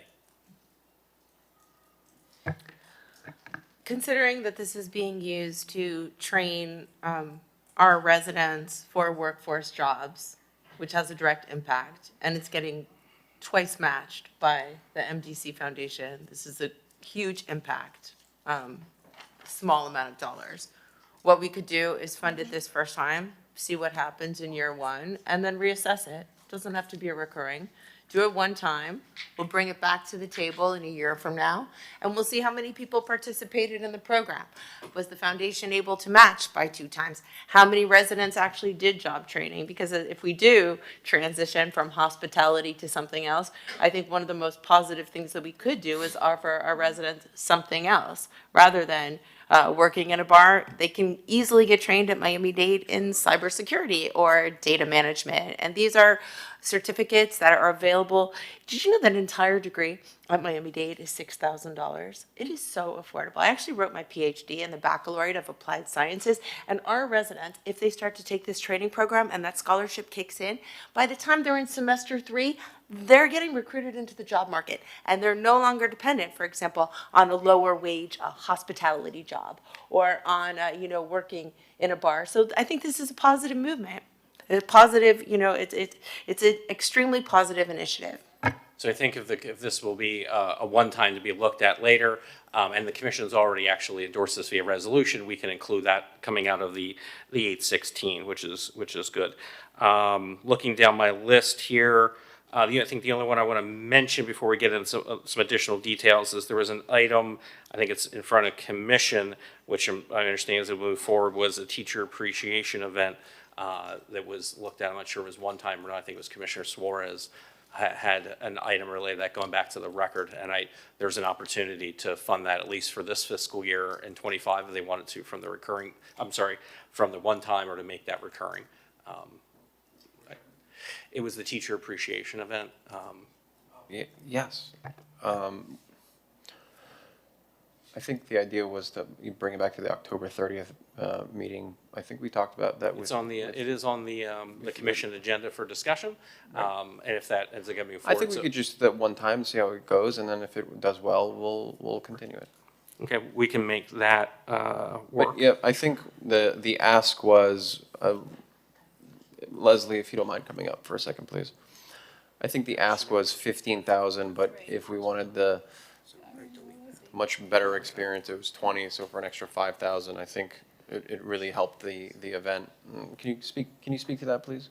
Sure. Leslie Rosenfeld, Chief Education Officer. So the request from the Committee for Quality Education was to do a teacher appreciation event similar to what is done for our seniors and hosted very well through our Parks Department. This event would help with recruitment efforts. Obviously, we're all aware there is always a challenge for not only our public schools, our private schools, our charter schools, for teacher recruitment, so this would support that effort. The range of cost is between $15,000 and $20,000. Yeah, and so if everyone remembers, I hate to name names, but you have the Liliana Martinez's that have notoriously been around these senior meetings. I think it would be nice to have one for the students and teachers for Miami Beach. We don't have that, so I'd love to have that event at least one time, see how it goes, and then if we make it recurring, it'd be great. Okay. Are you doing the baseline or the much better experience? Mr. Mayor, if you don't mind, so just for the shade system, are you doing this as like a bulk package, or do I need to make a motion in a second for this, or? I think I'm taking feedback as I'm seeing it, positive and negative. We're making good notes so here. I'd like to make a give motion. Summary. I'd like to make a motion to fund that shade system for this budget hearing. So. I'll second it. And we're gonna make a universal, again, for the record, for the important people behind me taking very close notes. We're gonna keep one big summary. I think in hearing I'm gonna mention everything again if there's anything, but there's one item, we just have one mismatch at this point. There's a request for $50,000 of recurring for Unidad, but we only freed up $20,000 in recurring dollars with the decrease in the Miami New Drama. There could be an opportunity, because we need, in that case, $30,000 in additional recurring dollars. There are two funded, I know I had discussions because we've in all our briefings, this has come up about some recurring dollars, is there are two detention officers that were in there. The original enhancement request was for one. We could phase this in and do one this year and then reevaluate and see if through next year. If we reduce that down to one, that would free up the dollars on that recurring basis. So if the commission is okay with that, we could reduce from 2 to 1 additional detention officers, and that would be able to make that happen. If I'm hearing, if it's everyone's okay with that.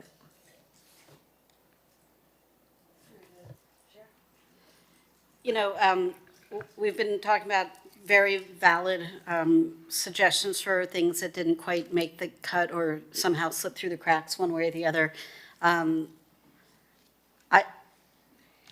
I have two things. One, if we do this teacher party, is it teachers or teachers and students?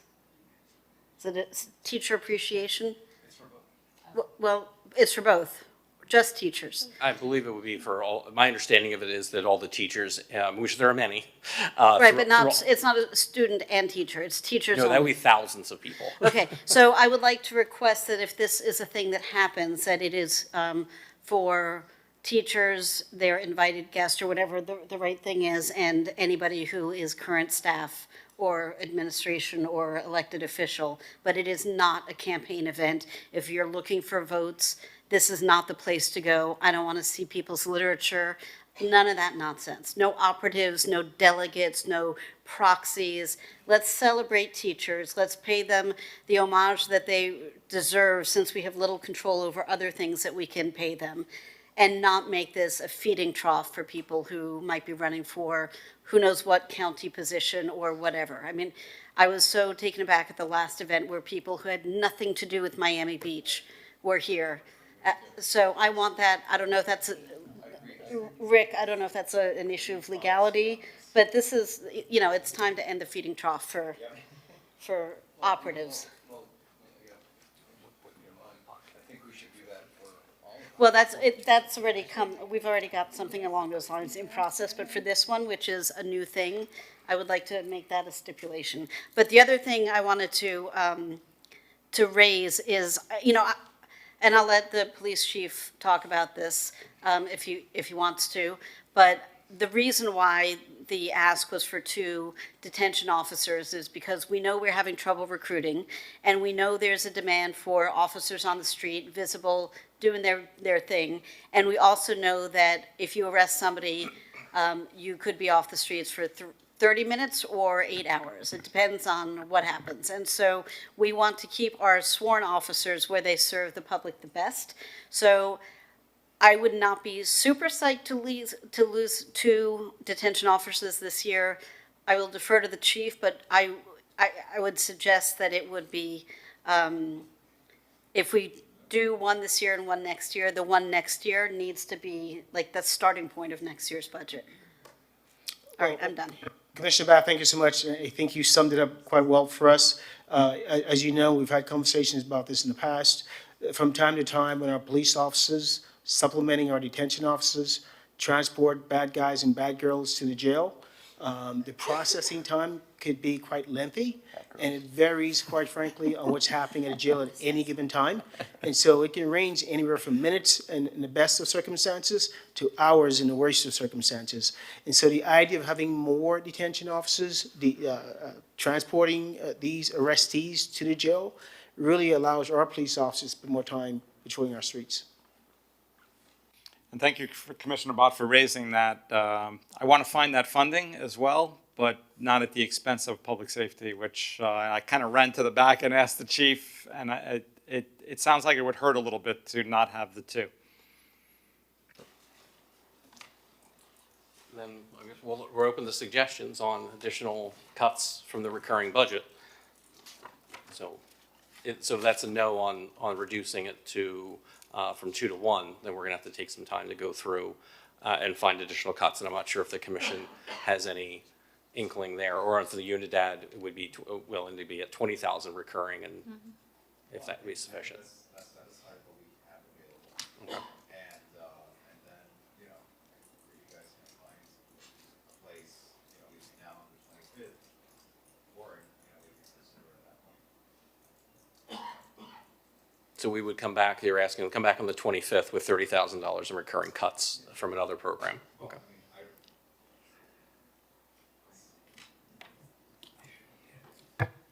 Thank you. Yeah, I mean, listen, you guys know the different revenue sources that we have. We have tons of revenue funds. You know, you look at our budget, there's like 3 pages on revenue sources there. And so I don't expect us to identify here, live on television, what the revenue source is going to be. That's your job, and I trust you in it. And I'm sure between now and then, if there's a feasible funding source, you'll let us know of it. In the meantime, I do, you know, there is 20,000 now available, because at the end of the day, these are individuals with food insecurities.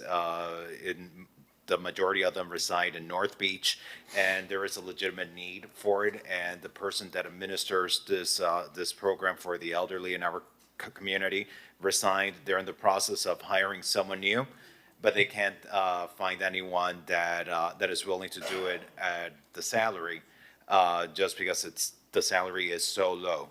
And they're providing these services on behalf of the city. They have a management agreement with the city to provide this. And so for now, let's set aside that 20,000, and hopefully between now and the 25th, you can identify another funding source for the BAMLS. So if there's, Just one more question. There was an item that was voted on a few months ago, $105,000 total for travel for, if that's a recurring use? that is a recurring, that is a listed enhancement of 105,000 per year. So what happens to that money if it doesn't get used? It would be roll into the fund balance at year end. I'm not sure if you're alluding to the 30,000 short on Unidad to short that enhancement to fully fund the Unidad or not, but.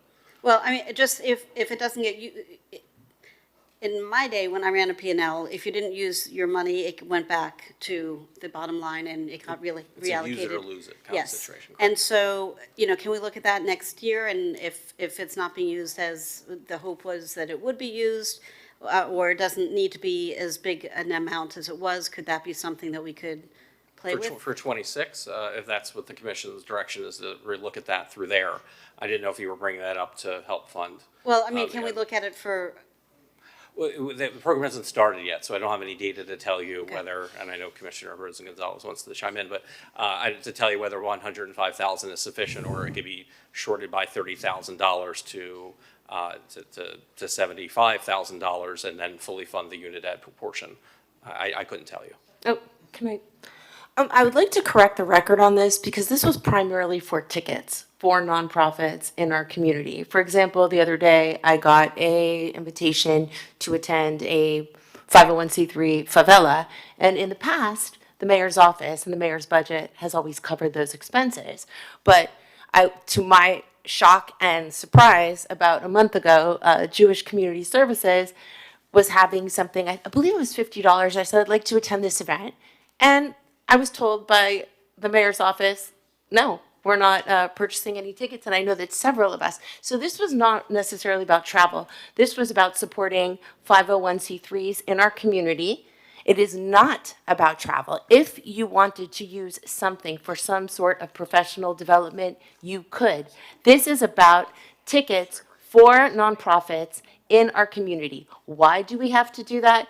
Because I'm a community college professor, and I get a lot of requests to attend events. And by the way, some of the events, I don't even attend, but I purchase the ticket.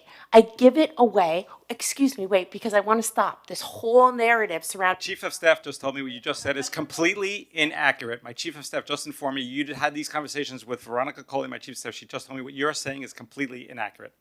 Well, we have it on an email. So anyway, I was told that I could not attend this Jewish Community Services event. It was $50 per ticket. I think we have a whole thread. You can go back and you can check it. We have it in black and white. Why don't you bring it up as a slide? Why don't you bring it up as an exhibit? Please stop cutting off my microphone because that's not what this is about. This is about the narrative that this money was for travel when this money is for supporting the nonprofits in our community. So if I need to buy a ticket to attend something, and in the past, customarily, the mayor's office has always said yes, and all of a sudden, and I can actually ask this question right now, Jason and Tamika, were we not told that the mayor's office was no longer purchasing tickets for certain events, nonprofits? Was I told yes or no? I'm sorry. We have it in email. I mean, I think you know. I know there was a lot of discussion back and forth related to that. And it was a whole email chain. Yeah, there's a whole email chain. So the point is. I'm sorry we're being stewards with the taxpayers' money. I apologize to everyone that we're actually watching the money carefully from our taxpayers. This is not about, first of all, I do think that it is against Robert's rules to be able to control the microphone, because if I wanted to object, I couldn't. If I wanted to say something, I would not be able to. I would like a legal opinion on Robert's rules and the ability to control a microphone system so that somebody can get cut off mid-sentence, because I don't see you cutting anyone else off mid-sentence. But I need to dispel this narrative that is being peddled everywhere that this was about travel, because it is not. For one final time, And so far, I purchased tickets to a PTA event with that money, with my allocation, because the mayor's office might have said no. I purchased 2 tickets to the favela event, which is to support the homeless, because the mayor's office might have said no if I wouldn't have gotten us each an allocation to be able to support the nonprofits in our community. And that is why I allocated that money. It was altruism. It was not about travel. Through the chair, if I may.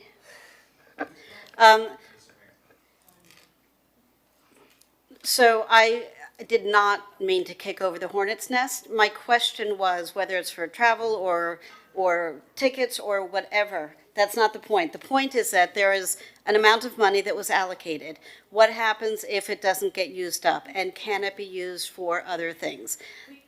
So I don't want to get into the discussion of who said, excuse me, I'm speaking. Excuse me.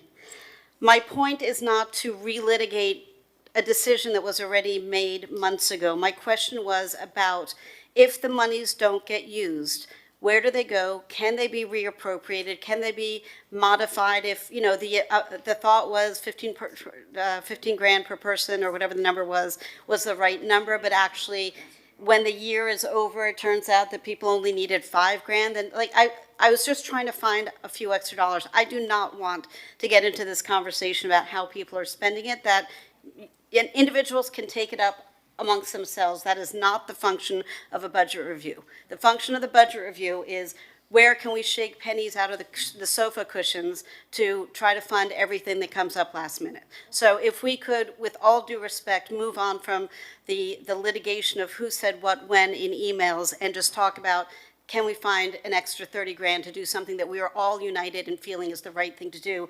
I would really appreciate that. Mr. Mayor?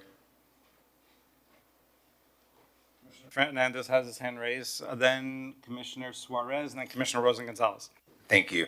And so let me just make sure I understand what was the intent of the funding here. Because I think, you know, let's just go back to the situation at hand. The situation at hand was there was a promotions budget that got depleted. This commission, the mayor and this commission inherited a depleted promotions budget. And correct me if I'm wrong, Mr. Mayor. That is correct. Okay, so because of that, we had been making requests to the mayor's office, and because the budget was depleted, there's only so much that the mayor's office can do with a depleted budget responsibly, and so there was pretty much no funding available.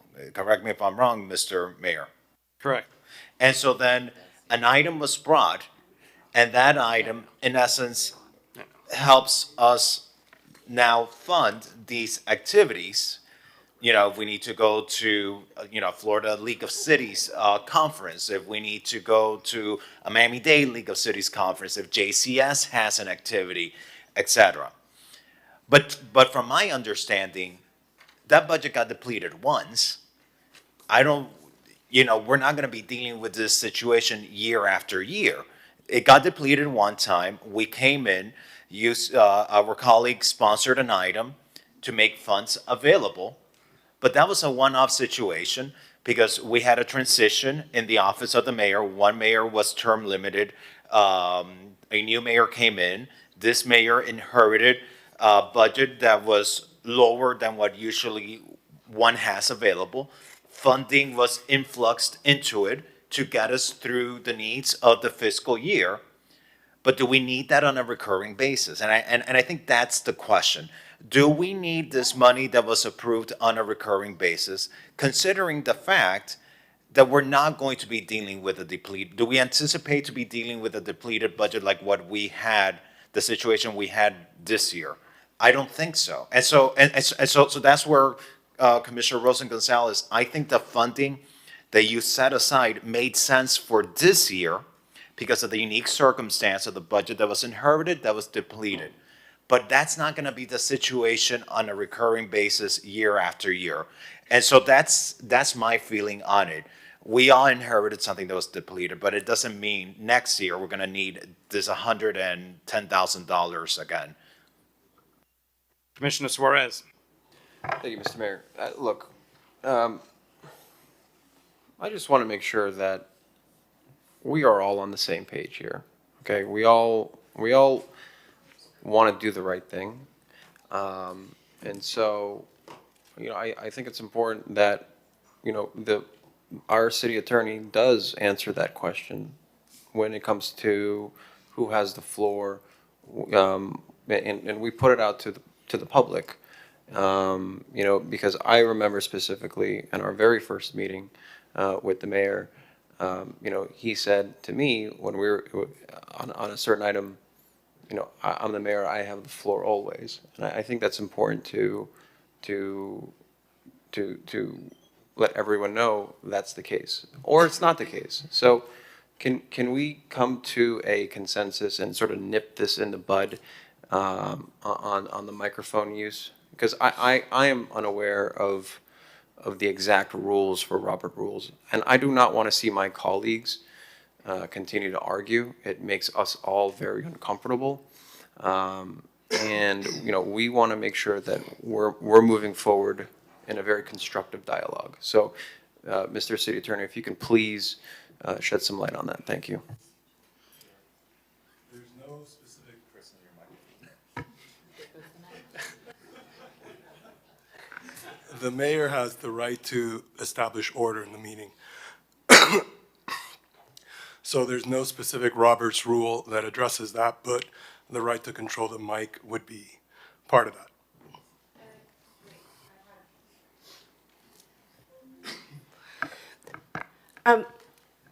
First of all, there's always an impetus and a reason why legislation arises. And the only reason why I proposed this legislation was because I asked to attend the Jewish Community Services. I was told no, and then I saw that the mayor attended, and I found that that was very awful.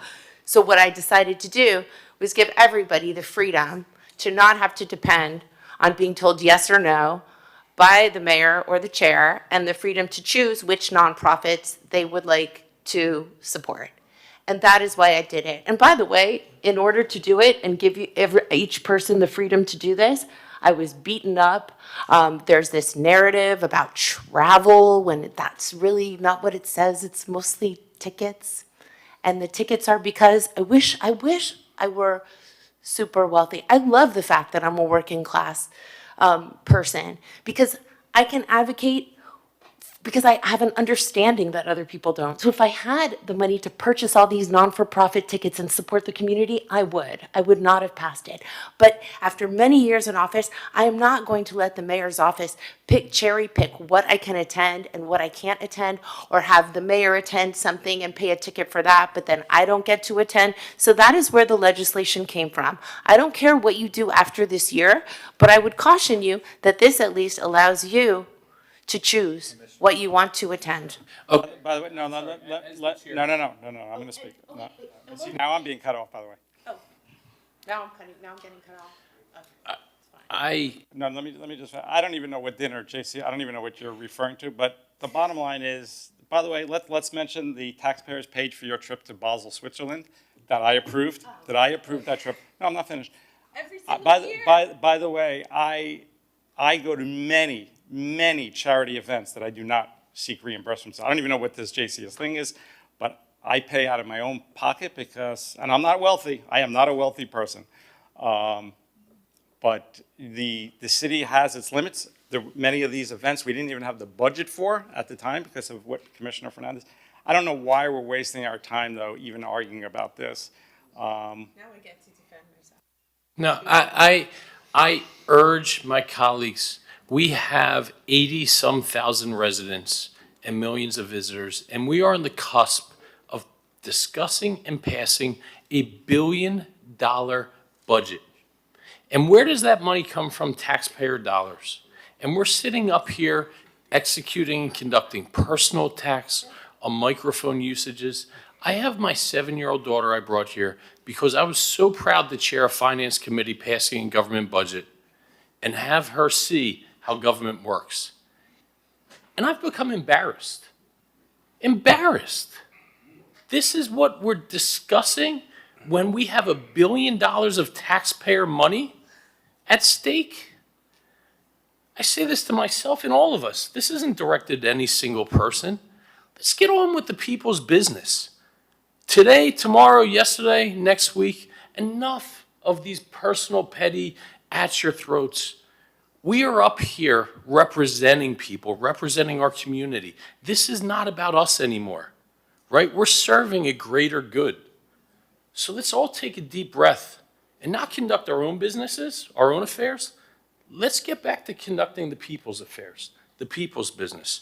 And please, let's move forward discussing this billion-dollar budget, perhaps the most important meeting that we're going to have the entirety of the year. And let's move forward on that. Not make it about us. Let's make it about the people in our community. Excuse me, may I, through the chair, I have, Liz, can you come up for a quick second? I think you're back there someplace. No, she's left.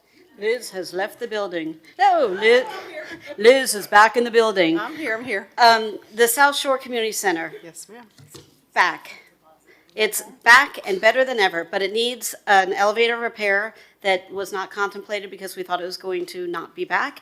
And at some point in the not too distant future, it's going to need, as the programming increases, it's going to need a chiller upgrade. That's correct. How much of those funds are in the 2025 budget, and how, like, I know we need the elevator right away to activate the upstairs.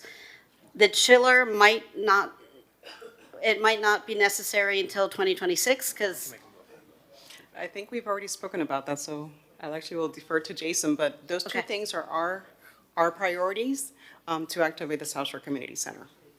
but are they already, Jason, can you answer my question? If I can add Can you to that. articulate my question for me, please? My understanding is those two apps have had discussions with facilities, actually just toured the facility today.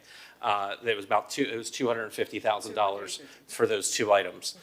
In looking at our budget balancing spreadsheet, and Magic is over here, we do believe if the commission is acceptable, because it's one-time dollars, we would have sufficient capacity to fund those two capital improvements through the CRO program with a transfer. So if the commission is okay with that, we can fund both of those capital projects with these one-time dollars, the 816 I talked about. Okay. And I'm not hearing any opposition to that. Okay, we'll add it. Thank you. Wait. Liz. Thank you very much, Commissioner Magazine, for refocusing all of us. I would like to mention that, number one, I did not bring up this item. I had to defend myself. And furthermore, Mayor, the city of Miami Beach, how many years has Basel been around, Eric? 20? I think we're approaching our 21st anniversary. Have we not sent a delegation to Basel with an elected official every year? I don't know the answer to that. I'm pretty sure it's a yes. And I would like to mention that the mayor's chief of staff accompanied me to Basel. Mr. CFO, can we have you, I'll put this ball in your court if we can get back on track and move forward here.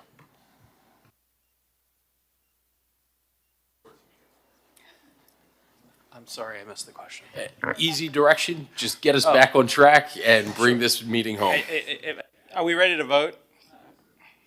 I think that there's the opportunity to fund that 30,000, I think, through that reduction, that 105 to 75. I know there was a lot of debate on that. If we could bring it back that way, I think that would land the plane and give that in there. Is the commission okay with that? I will, if it is, I will summarize all the adjustments at once, and then we're going to leave it there, because I know we have to open it up for a public hearing at a certain point. Mr. Mayor, just a question, because I don't want to impact everyone else's, allocation that was already adopted by the city commission. When the city commission increased the compensation of the elected officials, the total compensation, I opted out from that. That's budgeted in the city's budget, but I opted out from receiving the increased compensation. So perhaps that money can be, I don't know if it's possible. It's not possible. I see Tamika shaking her Once head you no. opted out, we didn't include your allocation in the budget for '25. Oh, okay, so you already moved that. You got my money, my salary, you already moved it somewhere else. So, I mean, so just to summarize, if that's okay, we can make the unit add the 50 and reduce the 105 to 75, and that would balance the budget on If a it's recurring fine with my basis. colleagues. All right, so I'm going to summarize so we can move on, and Tamika will keep me on track here. We talked about the convention center, the transportation fund we amended to take care of the freebie at North Beach that Vice Mayor Fernandez mentioned. On the recurring basis, we're reducing 20,000 for the Miami New Drama to match the resolution, and 30,000 of the 105 for the commission, which would allow us to increase unit add 50,000 on a recurring basis. Then we added the employer medical dental holiday for 1 month, which would free up $816,000 in the general fund. Of those dollars would be allocated to have the decorative lighting on the west side of Ocean Drive of $428,000. It would have $60,000 of the $300,000 needed to deal with the Palm and Hibiscus Island aesthetic lighting, of which $240 would come from another funding source that was freed up through a state appropriation. Let me keep going down my list here. The $250,000 set aside in the CRR program for the South Shore Community Center elevator and generator program. This is one time, the Miami-Dade College First Gen Scholarship, $30,000, one time, $15,000 teacher appreciation, one time, and then the sunshade through the South Beach Quality of Life at $300,000. Does that summarize everything? And I'd mentioned the convention center adjustment. So those are all of the items. I believe that the commission has requested, and we've debated, and I think we've landed so we can move to the next step. And we're keeping the two police detention officers? We're not touching the two Okay. police detention officers. So that's where we are with the summary, and I'm going to ask Tamika if that's where we are, public hearing or? Yes, I think the first thing that needs to happen is a reading of the titles for the millage. To take care of that. So item R7A is a resolution of the Mayor, City Commissioner of the City of Miami Beach, Florida, adopting the tentative ad valorem millage of 5.8522 mils for fiscal year 2025 for general operating purposes, which is 9 6/10% more than the rollback rate of 5.3395 mils and the debt service millage rate of 0.2959 mils, subject to a second public hearing to consider the millage rate for fiscal year 2025 on a Wednesday, September 25th, 2024 at 5:01. This is a public hearing.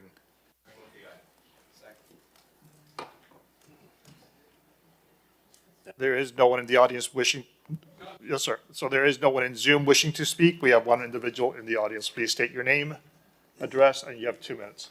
Hi, my name is Troy Wright, Director of Washington Avenue Business Improvement District.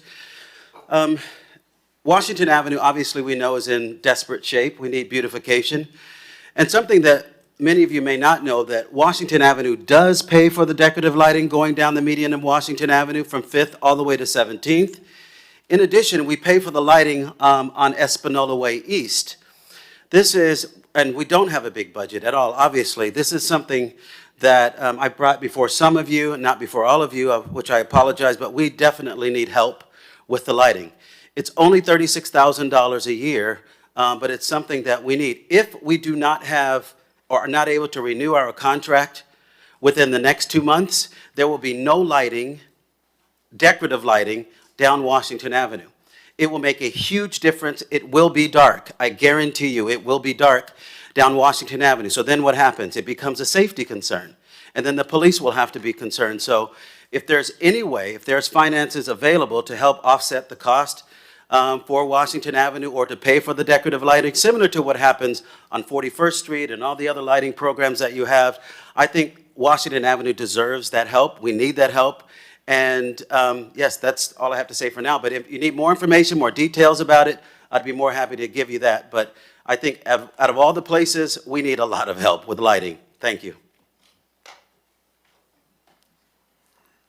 Hi, Commissioners. Thank you. I'll be brief. Daniel Serraldo with Miami Design Preservation League. I wanted to thank you all for your support with the arts and culture funding. We know that it was a last-minute situation that happened in July, but we believe that with the support of the city, we can continue our operations. These grants are for our general operations, and so they go towards some of the less sexy things, but we will take on your challenge to develop a new program I'm even thinking maybe of a Morris Lapidus pop-up at a certain community center exhibit. But we'll keep working on that. Hopefully we'll get the full support of the commission at the next meeting. And just in general, I want to thank you for your stewardship of this very important budget. I remember coming here in 2011 to the budget hearings. Things were a little different then. And I know it's thanks to all of your work and the city that we are where we are. So thank you.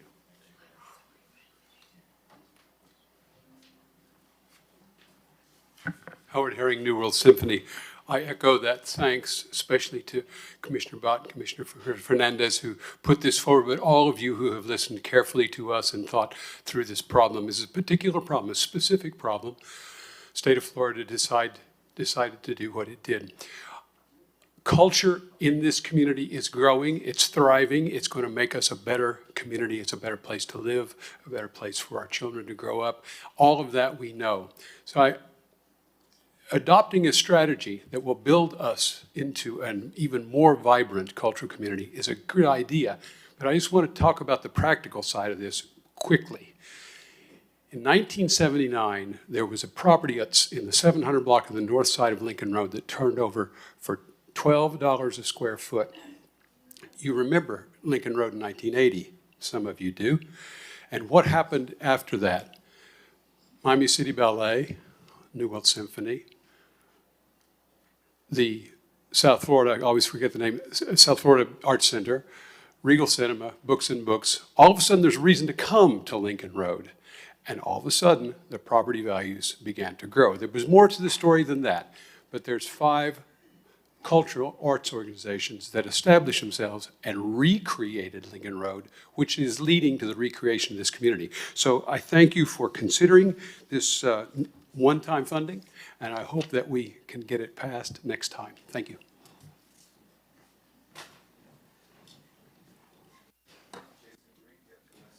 So may I call the, let's call the vote. I have a motion from Commissioner, Vice Mayor Fernandez, seconded by Commissioner Suarez. All in favor, R7A, please say yes. Yes. Motion passes 7-0. May I read R7B? Yes. Yeah. R7B is a, You're out of time. R7B is a resolution of the Mayor and City Commission of the City of Miami Beach, Florida, adopting the tentative budget for the General Geo Debt Service City Center RDA ad valorem taxes, North Beach CRA ad valorem taxes, Enterprise Internal Service and Special Revenue Funds for fiscal year 2025, subject to a second reading public hearing scheduled on Wednesday, September 25, 2024 at 5:01 p.m. This is R7B. It is a public hearing. I see no one in the audience wishing to speak. And this would be as amended, based on the amendments that I described. I'll move it. I have a motion from Commissioner Suarez, seconded by Vice Mayor Fernandez. All in favor, please say aye. Aye.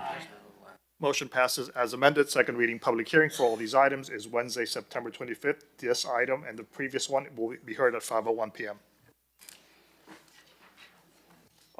R7C is a resolution of the Board of Directors of the Normandy Shores Local Government Neighborhood Improvement District adopting the tentative ad valorem millage rate of 0.7789 mils for fiscal year 2025 for the Normandy Shores Local Government Neighborhood Improvement District, which is 5 4/10% more than the rollback rate of 0.7387 mils, subject to a second reading public hearing scheduled for Wednesday, September 25th at 5:02 p.m. For the record, we're recessing as the Miami Beach Commission and convening as the Board of Directors of the Normandy Shores Local Government Neighborhood.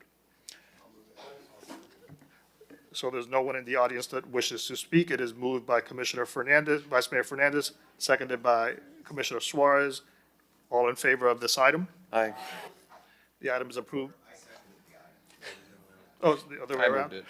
It's okay, whatever. Got it. So corrected. It is Commissioner Suarez made the motion. Vice Mayor Fernandez seconded. All in favor was 7-0. Second reading public hearing is scheduled for Wednesday, September 25th at 5:02 p.m. One more. So the next item is R7D, is the resolution of the Board of Directors of the Normandy Shores Local Government Neighborhood Improvement District adopting the tentative operating budget for fiscal year 2025, subject to a second public hearing scheduled on Wednesday, September 25th at 5:02 p.m. It is a public hearing. There's no one in the audience requesting to speak. Move it. I have a motion from Commissioner Suarez, seconded by Vice Mayor Fernandez. All in favor, please say aye. Item passes 7-0. Second reading public hearing is Wednesday, September 25 at 5:02 PM. We are now reconvening again as the City of Miami Beach Commission meeting. We're now doing R7E, which is a resolution of the Mayor and City Commission of the City of Miami Beach adopting the tentative capital improvement plan for fiscal years 2025 through 2029 and adopting the City of Miami Beach tentative capital budget for fiscal year 2025, subject to a second public hearing scheduled on Wednesday, September 25th at 5:03 PM. This is a public hearing. There's no one in the audience requesting to speak. I'll move it. Suarez moves it, Fernandez seconds. I have a motion from Commissioner Suarez, seconded by Vice Mayor Fernandez. All in favor, please say aye. Aye. Item carries 7-0. Second reading public hearing is scheduled for September 25th at 5:03 PM. There are no other items. Great. I want to thank my colleagues. As I started this meeting, show me where you put your money, and that's where your priorities are. We're putting quality of life, putting public safety. We have street cleaning items, pressure washing, law enforcement, dealing with the homeless, education initiatives. We're adding prosecutors, detention officers, and much more. We kept arts and culture, thank you, arts and culture. We kept the tax rate flat, and we incorporated a lot of the comments we heard from our residents in our survey and feedback. That's the items you're seeing that our commission is focused on, was directly, we heard you, and we're implementing it. And a special thank you to our Budget and Finance Chair, Commissioner Joe Magazine, who really, it's not an easy job running that meeting and working together with our CFO and our city manager to make sure that our city is running fiscally responsibly, and you're doing a great job, so thank you. Okay, meeting adjourned. Thank you.